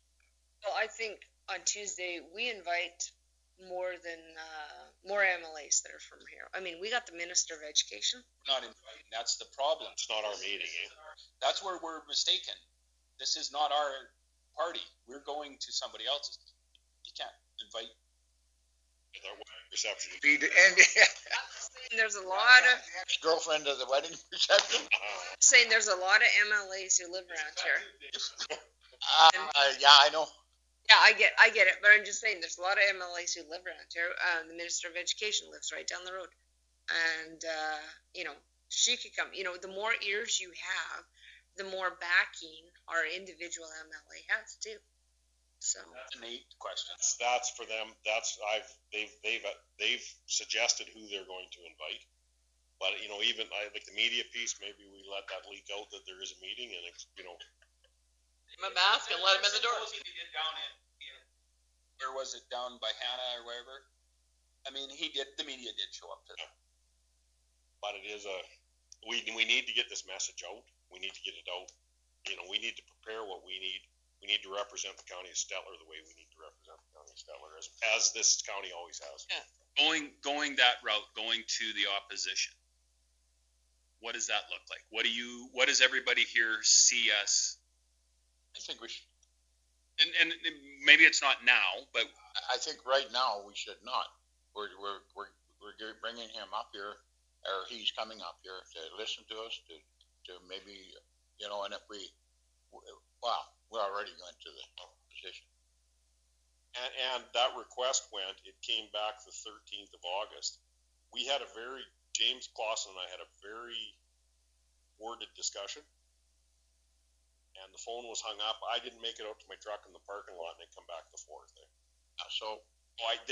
Because Yvette said the 13th, and I'm walking out and muttering and cursing still. And by the time I got to the truck, I walked back and said, "Can you get something booked for the 4th?" I get it, I know where you guys are coming from. This is one MLA we're dealing. Go forward. Tomorrow we'll see. Tomorrow I guarantee you, tomorrow if there's 200, and I don't know, I'm going to guess if we could get 200 people at the ledge, and they are councillors and CEOs at the legislature in Alberta, you don't think the MLAs from the opposition party are going to be rah, rah, rah? Rachel Notley will be in the charge of that and going, I know everything about oil and gas. Trust me. The only, how many people are we're going to get to show up when we're trying to call something like this and, people are trying to make their living. This is the other unfair part about this is it's done in August, right when everything's the busiest. First timing. Another kick at rule, right? Because it's a real tug of you're in your hayfield or you're driving to Edmonton for a 1 o'clock meeting. You've taken the whole day. Councilor Grover? And Mr. Reeves, so tomorrow the CEO, the Reeve, and the deputy Reeve are going. Is this what we're going to send to the ledge? They want full councils there. You're going to take you're going to pull that county flag and pack it too. That's what we need to know. Is that what we are prepared to do as a council? It certainly sends the message of how serious you're taking this. And I know it's the most ridiculous time and the first time it hasn't rained every day for the last 2 months. Nikki needs to be there. We need to get pictures and communication out as it's happening. But we get professional signs because I really don't want to put one on a piece of cardboard. My spelling sucks and my writing is worse. No. A shirt with the big, huge county logo on it. Yeah, but they want full councils up there. And we should have. I love oil and gas, but not at the expense of my lifestyle. My home, not at the expense of my home. Alberta. Alberta. I guess it's a time frame too.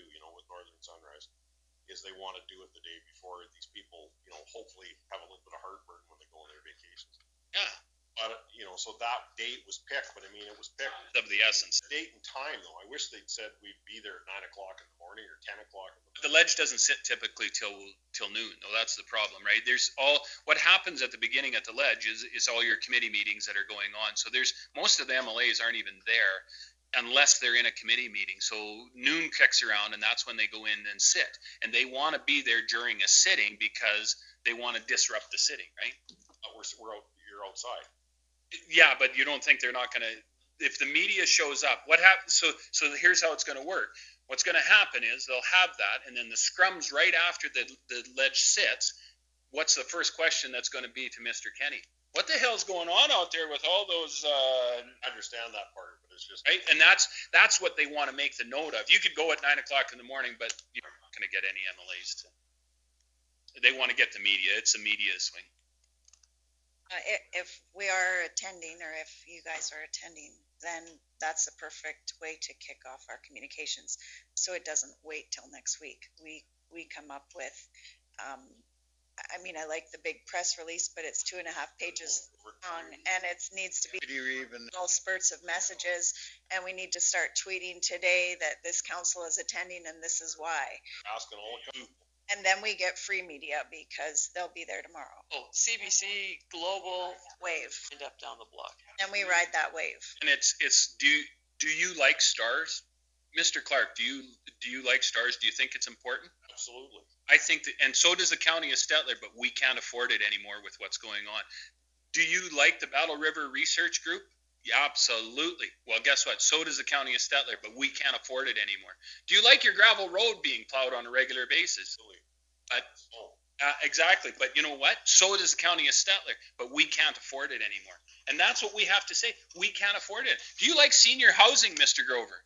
Yes, but we can't afford Does the county of Stettler? We think it's very important, but we can't afford it anymore. We have a great 3 lodges here that really look after our elder, and basically they're the people that made this county what it is. And now we're not going to look after them in their elder years. Booked. Huh? Especially when all of us have rooms booked. Fix, do you like recycling? Yes, I think it's very important. You'll get her riled up. County of Stettler, we can't afford it anymore. That has to be the messaging. We just can't afford it anymore. You know what? If you're going up tomorrow, take the mayor of Stettler with you. You're mentioning about the graveled roads. If we can't maintain those roads, how do we get the product out so that the urban centers can including oil and gas. And including Do we close the roads only on the oil and gas? I mean,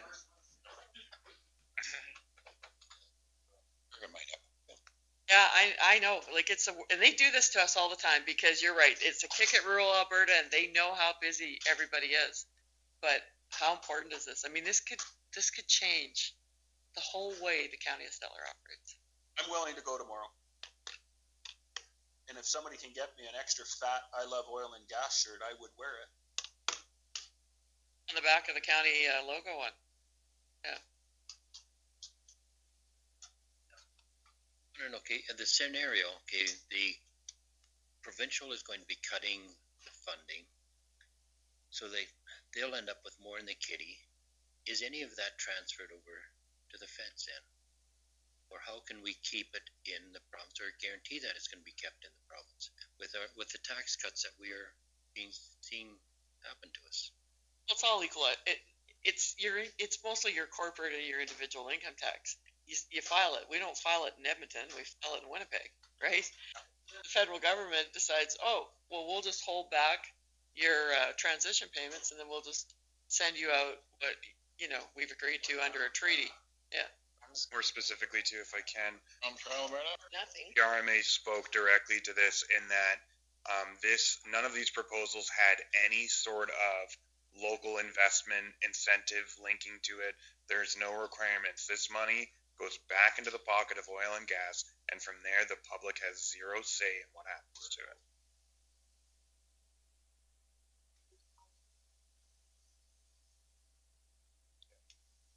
Actually, as far as the I love oil and gas, maybe we should all put targets on that rural Alberta is targeted. Mm-hmm. Yeah, no, and that's not a bad idea, Larry. That's a great idea. Maybe that is actually a great idea, because any of our communication should have a target. There's a target on rural Alberta, and we're tired of it, and we can prove it. The decimation of AEP, the decimation of agriculture, the decimation of our Department of Transportation does very, very little work inside the cities, but I'll tell you what, it does a ton of work out in rural Alberta, and they targeted them, right? So Fish and Wildlife officers, they've targeted them. Rural physicians, they've targeted them. There is a huge target on rural Alberta, and that's it. Larry, kudos to you. That one's put them into power. If we had voted for the NDP, they would be in power. If we voted for the UCP like we did, they're in power. You forget that? Apparently. You can't hotline anything through local stitch, can you? Let's see what I can do.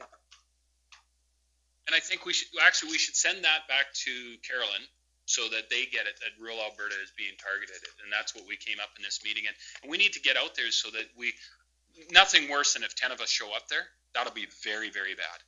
We need to have and I think what we do is we don't worry about parking, just park in the middle of the street. Could you imagine if we have 50 trucks from rural Alberta parked on the ledge, shut the ledge down? All with county logos. What's that? County logos. How many logos? The stickers you have for the parades? Come on the side of your truck. No, honestly, right? Oh. Because that's what we have to. We need to get a point across that this is serious. Parking is going to be a nut job up there, but if we just started parking in the middle of the street, walk away from your locket, they don't have enough tow trucks in Edmonton to take care of that. And if you don't think the media would notice a whole bunch of parked trucks in the middle of the street and shut down all around the ledge?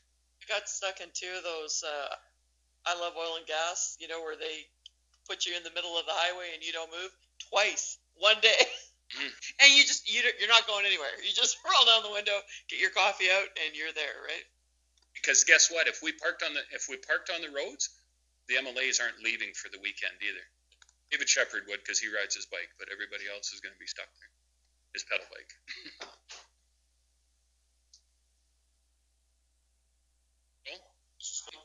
How many are we? What are we doing? Who's all going?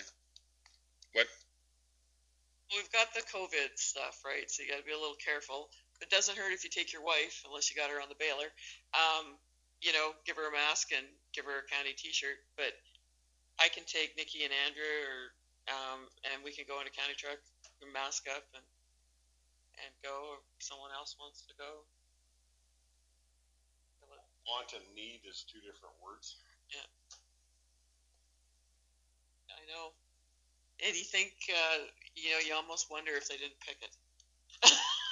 Unfortunately, and I get it. This is almost too important, and this is that time where it really sucks to be an elected official because ultimately this is, if we get a per diem, you pay somebody to ride on the bailer. I guess I don't know. It's not that easy. No, Larry, I know. I'm just saying, but that is kind of the idea behind it, right? It's easier said than done. I am 100% but.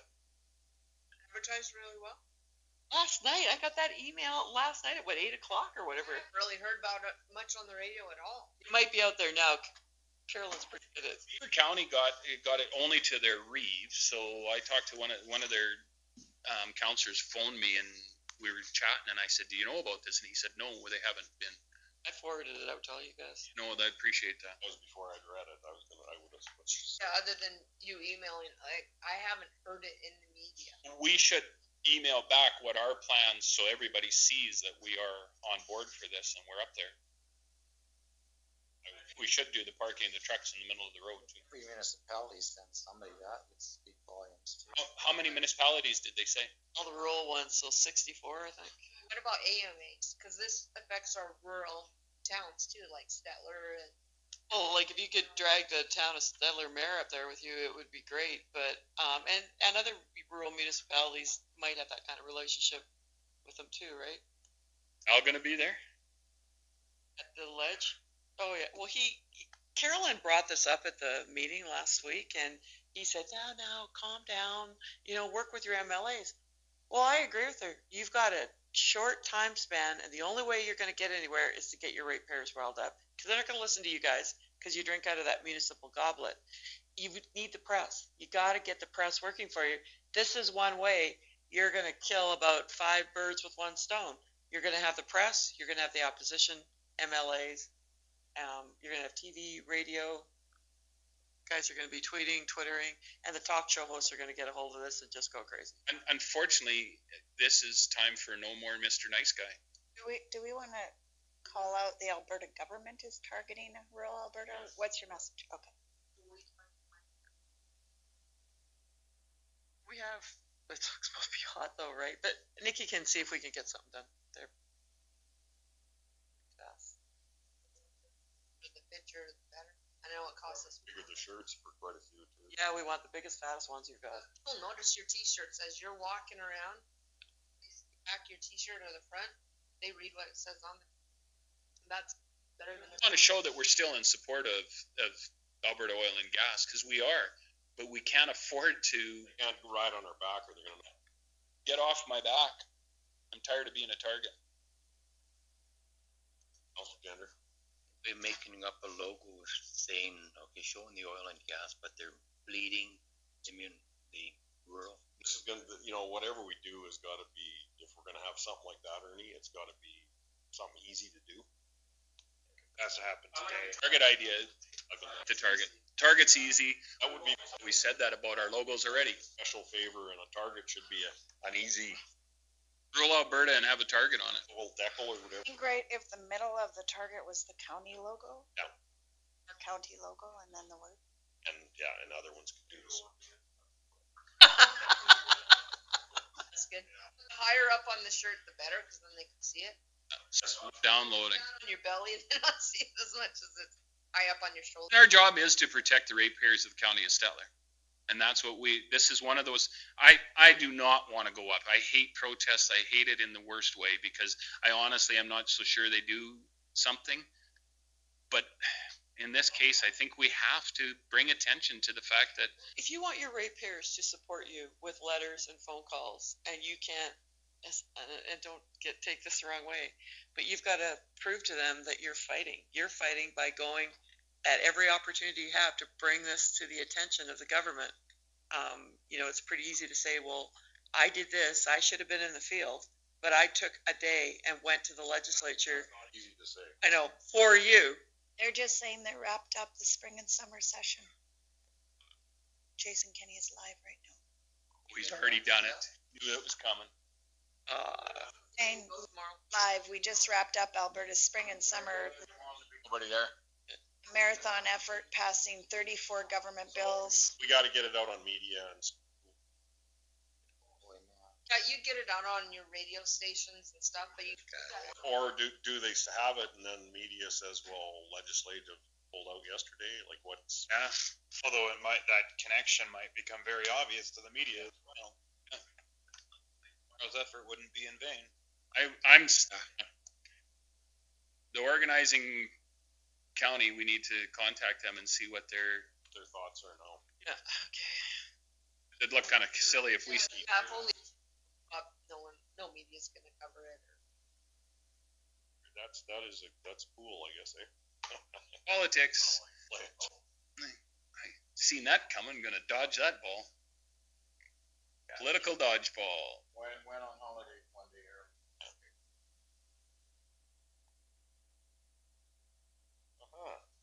So we will check, can you, So that's good. So Jason, I've got, well, I think you need to talk to, this is so political.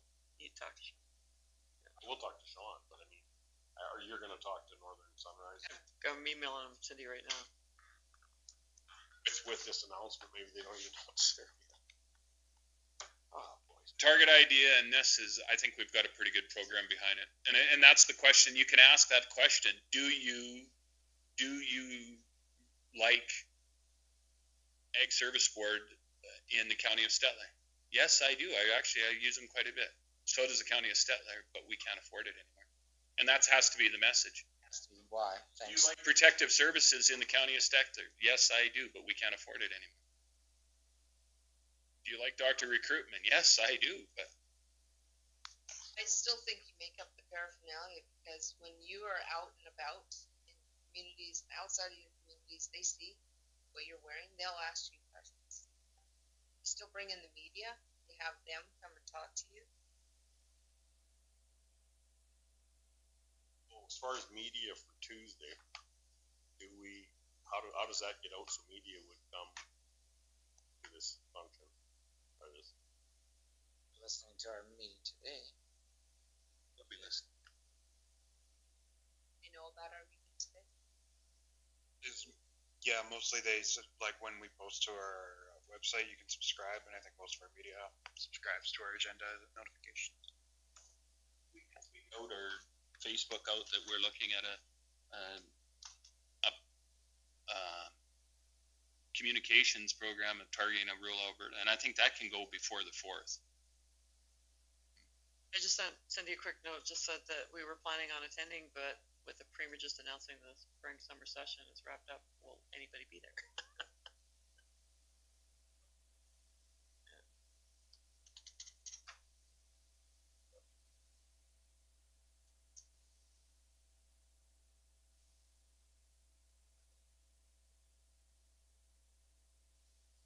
Guess I'm just gonna step out for a second. Okay. So, Haven't had that break yet. yeah, right. So is there anybody else got anything to throw out? Well, We've covered one thing, Mr. Chairman, I think we should do and through to Yvette is, I think we have to, as much as there is an urgency, we have to also calm our staff in the fact that nothing is going to happen immediately. So don't get in a panic. I told them to Relax. This isn't something that we're tough skin. This is all very preliminary. You know, we have to shoot around ideas, and we have to also play the shock factor in this to get our point across. I will tell you guys, though, that I have been complimented more than a few times by MLAs and other municipalities about what a great staff I have and what a great team we have here, and you know how we lead the way, and they look to us to assist them. Provost is really looking to us to assist, especially with this fight. And, you know, I thanked them all very much. How do I keep that caliber of staff here and working hard if, you know, they keep doing this stuff? Pretty soon, you know, staff's going to get tired and look for different jobs. still, I mean, the county's still a darn nice place to work, if you ask me. I think there's, I mean, all the outside influences that are going on. I mean, I would think that we're a pretty good place to work. It seems that staff morale's decent. And I would hate for anybody to get panicky and jump ship when we're not in that. I mean, the staff level was definitely something that was not top of the list by any means, right? It's going to be our last case scenario. That service level is high for us, and I think they do great work. So somehow communicate that to them in the way that, you know, what we as council appreciate what they're doing. And as a statement, we have to make it tough. Well, I'll get something out.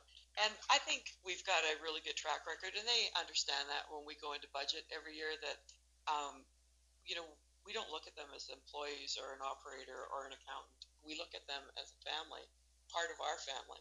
And that's how we budget, and we try to keep our guys going. I'll tell you, it broke my heart not bringing back those summer guys this year. I had a few little tears in my office when we had to do that. That was the hardest thing in the world, because some of those guys have been with us for years, and they come back and they mow the sides of our roads, and then they go home for the winter, and we couldn't do that this year. Were the complaints coming in this year? Oh, by the way, I have not had one complaint this year about county employees standing around. Not one. Number two, I've never had so many complaints about sides of the roads not being mowed. And I know that it's been an exceptionally wet year, and the clover and the grass is really high, but we're on our second cut by now, right? And we're not doing it. And you're not on your second cut. We're barely started our first. Normally, we'd be planning for a third one in a while.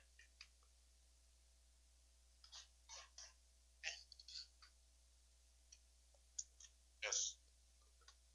Just wanted to paint a little bit more of a picture for you, sort of going forward now that we're talking a little bit about staffing levels. So, I generally support a balanced approach to, if we're going to be consolidating budgets and trying to lower costs so that, everything gets hit equally.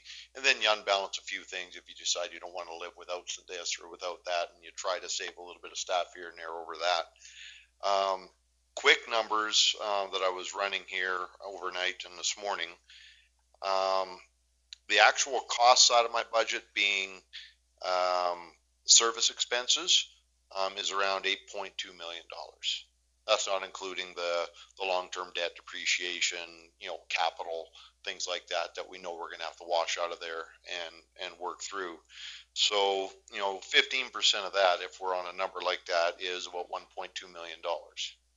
On that level, across the board, if we did everything evenly, that's another approximately approximately 8 people, right? Just out in public works. That's not including ag.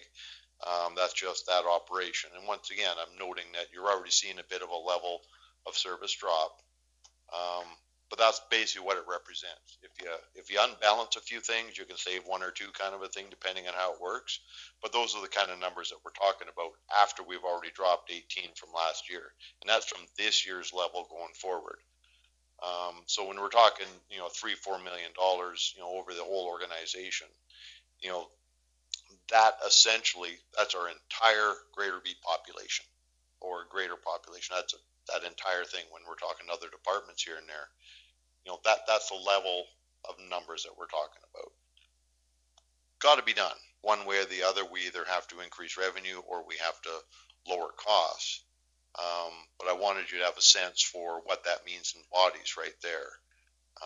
And most of these guys that we have out there are county ratepayers as well, doing other things and paying taxes and building houses in the county, etc. So when we unbalance things and try to, we'll take a bit more out of gravel over here and we'll do a little bit there. We'll get rid of some grants maybe and things like that. But, bottom line is that's a good, healthy amount of people out there.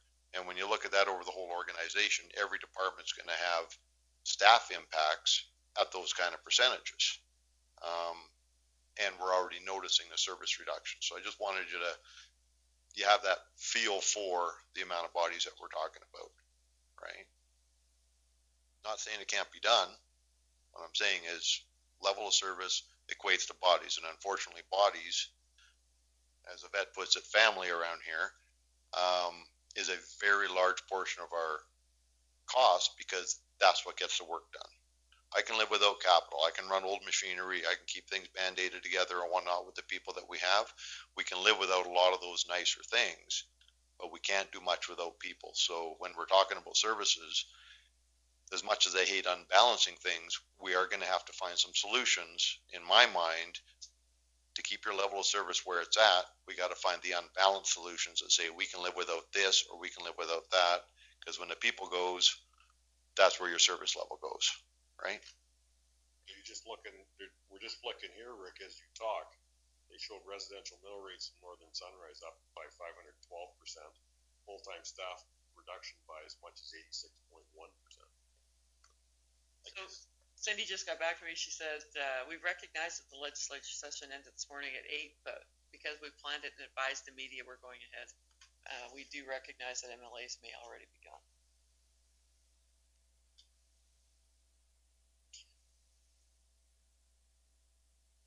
On your MLA and say, it's good for you, better be there. That's a tough one for them to be there, because are you willing to stand up there and take the brunt of it? We're looking and we're looking at what else is he going to say? We're trying, but I mean, and he doesn't want to throw his leader under the bus. I would, in a heartbeat. I know what would be as an MLA. It's these are just committee's proposals. The legislature hasn't sat to review it yet. It's an easy answer. It's a very political answer.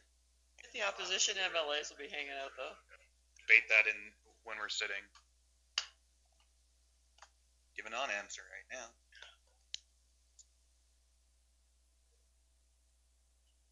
If this happens, I mean, this is kind of the straw that breaks the camel's back. It's a very big straw, but they have hit us so hard in rural Alberta, it's not even funny. Carolyn just got back to me. We will attend tomorrow. Press will be there. So the event will be seen by the government. There are strength in numbers, so please assure all councillors attend. This is huge for all municipalities, as you know. See you all tomorrow. Cheers. Where are we parking our vehicles? We should park them on the street and block the roads. Through the stairway. A four-wheel drive. They get pissed at us.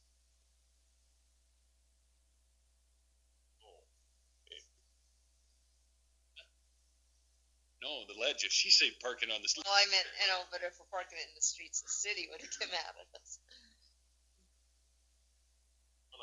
So with what we need for Tuesday, though, is it clear? Is it clear direction? I think so. Yeah. Clear enough that we can get something together. It might not be everything, the detail that we'd like to present, but yeah. Tuesday is going to dictate a little bit about what happens tomorrow too. So who's going tomorrow? This is important. I will attend.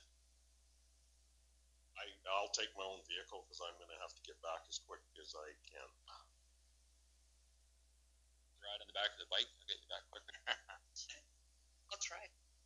I'll try to get. Try to ride on the back of the bike? Oh, I'll try and get.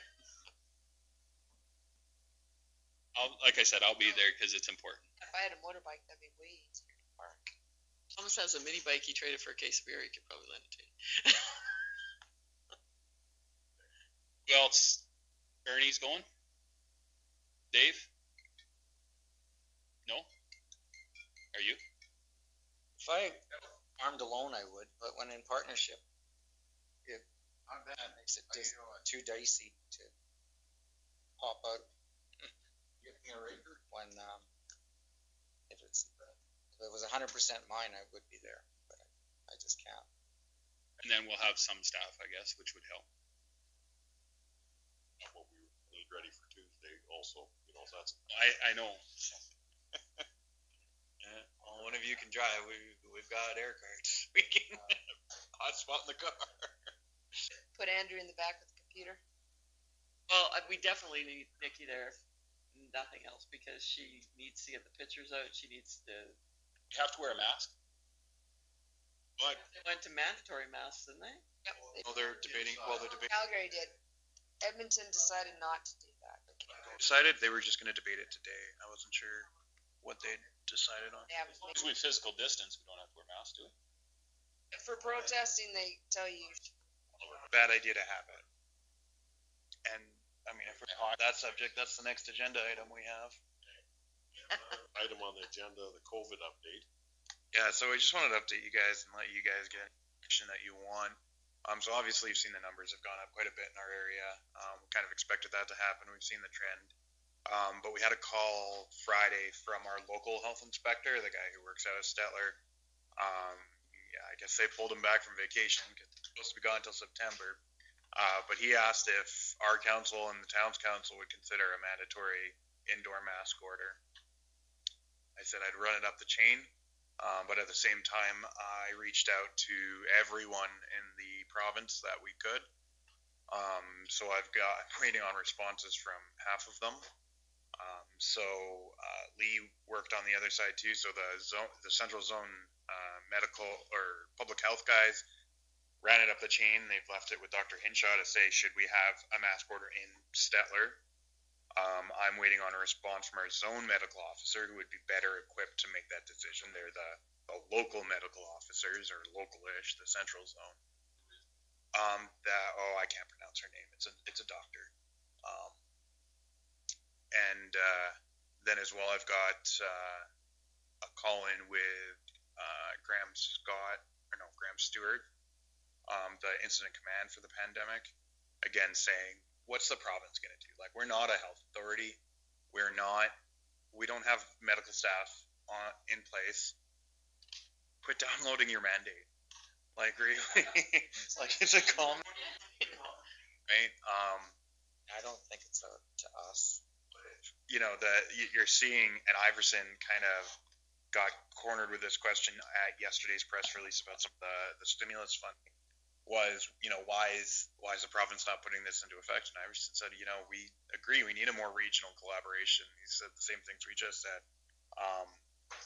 But because the province isn't stepping up to do it, we have to, right? So that's what they're debating today, whether they mandate masks indoors or not. So I heard on the news coming up, the county of Stettler has 10 active cases now. So obviously from 20. 27. I mean, some of them must be cured. No, it's up to 40. 27 active. 7 are active. Well, that's what the news said today. They got Got it wrong then, because I heard it on the way up. Yeah. Part of the issue is people need to stay home when they're sick or their families are sick, because even the masks do not protect you. And that, I think that's part of our issue that we're dealing with. People who are sick or their family members who are sick are not staying home, and that's how it's spreading. So that's the province needs to somehow deal with that too. If people are not staying home, it's going to spread like wildfire. And even those little masks that you wear, they said only the N95s are the true masks that really work. Those little ones and the handmade ones, maybe will help protect a little bit of the cough that I've heard. I've seen some documentaries too that the COVID is so small that it goes right through those masks. So that's the other issue that we have to deal with. I've got a question, like we're sitting in this council chambers again, our doors were shut for quite some time. Do we keep the doors open? I went to get painted caps yesterday, and you have to phone and they have to bring it to the door. So do we keep our doors open? How many people are walking through our doors right now? Not a lot. Okay. The risk is there, you think, or? I've seen some local businesses voluntarily shut down because they've got too much staff on, quarantine for a close contact or whatever. They just don't have the staffing levels to maintain their business. Like Tim Hortons is completely closed down, and typically you only see that for Christmas Day, right? Like it's weird to see them shut. So, yeah, I think DQ is still shut. The drive-throughs open. Idea of having door services as an individual business's decision. But I'm wondering, it's not shut down. No, I'm wondering.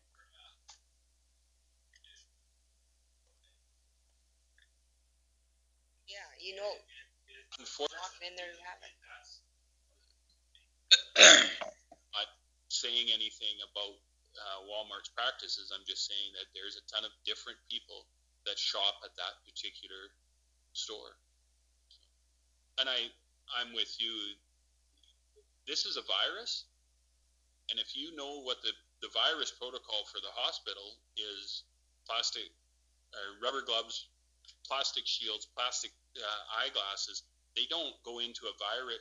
If it was any other virus, their protocol isn't wearing even an N95 mask in dealing with the patient. It is all full gown, full plastic mask. The idea that a mask is going to stop a virus it's like putting a Band-Aid on a gunshot wound. You're not really doing a lot. It might make you feel better, but it's not really going to solve the problem on the inside. I'm not if you want a straw poll, I'm not in favor with instituting a mask program in this area. If it comes down from the province, you guys probably won't see me for a long time. I'm going to hunker down and stay home forever. Straw poll. What are you doing? Yes or no?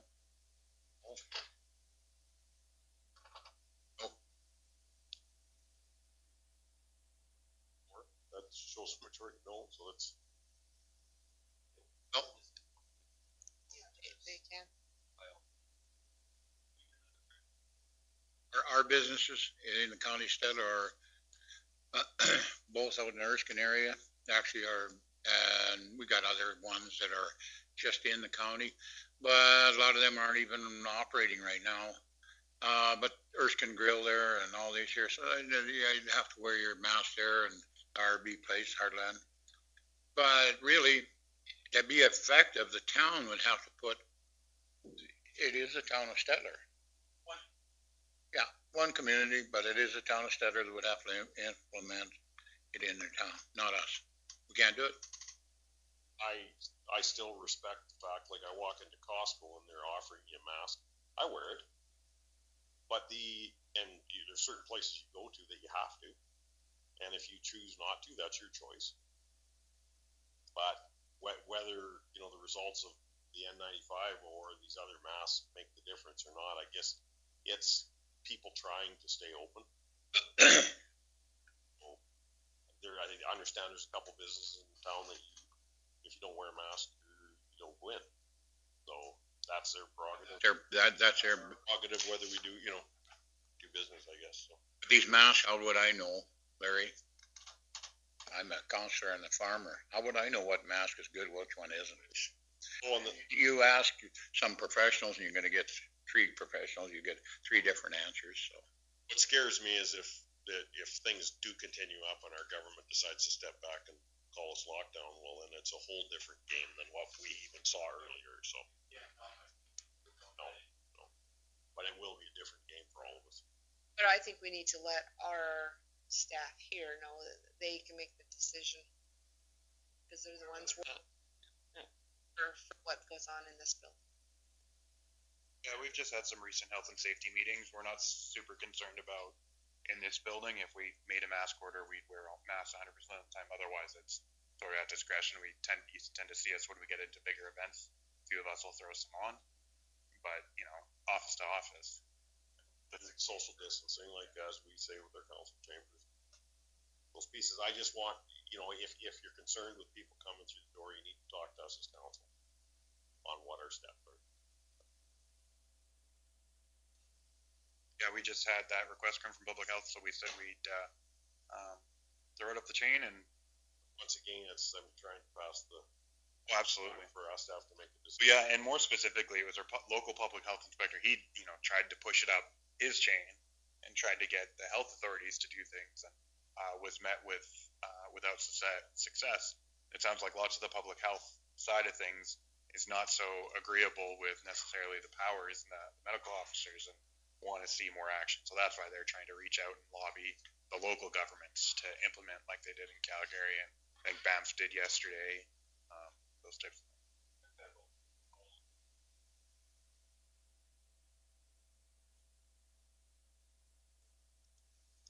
I know. We also don't do environment and gravel pit. Yeah, I know. Maybe we should start doing it all. Tax appropriate for it, and we have better. So if you've got what you need for Tuesday, and it's 1:00 for the people that are going, it's 1:00 up there, so 12:30. Yeah. 12. The worst thing that could happen is if they go up there and nobody shows up. It's sort of like the Gainers thing now, eh? They protested the union for, what was it, they were out there for a year and a half after they closed Gainers in Edmonton, and there was nobody in the building.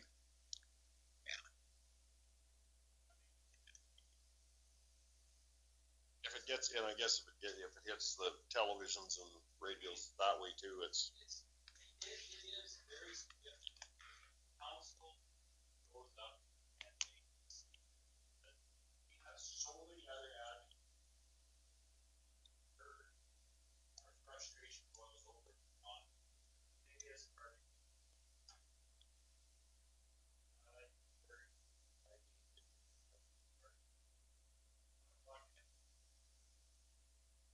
Have they notified all their MLAs too that they're coming? There's a pile of guys that they've. I saw the long list, but they need to, now that the session is done, they need to notify their MLAs.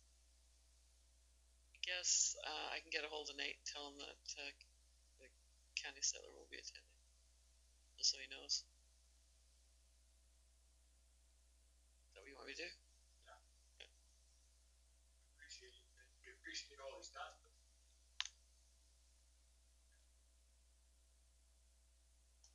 Don't appreciate everything closing the day early though. Put it out on social media, little Hitler and Edmonton closed it down, eh? There you go.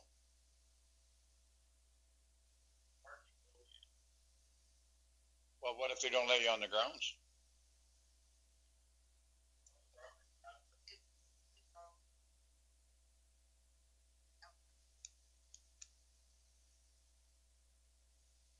Make a buck.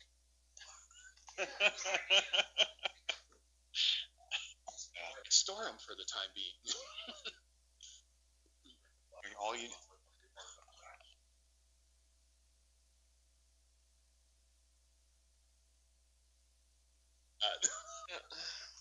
Jump out and catch a T train. I do that when I go to the Driving. well. There's a petri dish. I'm not getting. You will need a mask if you get on the public transit. Looking for it.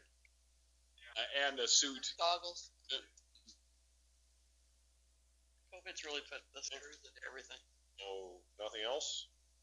Or anything else, I guess would be more question. All in favor?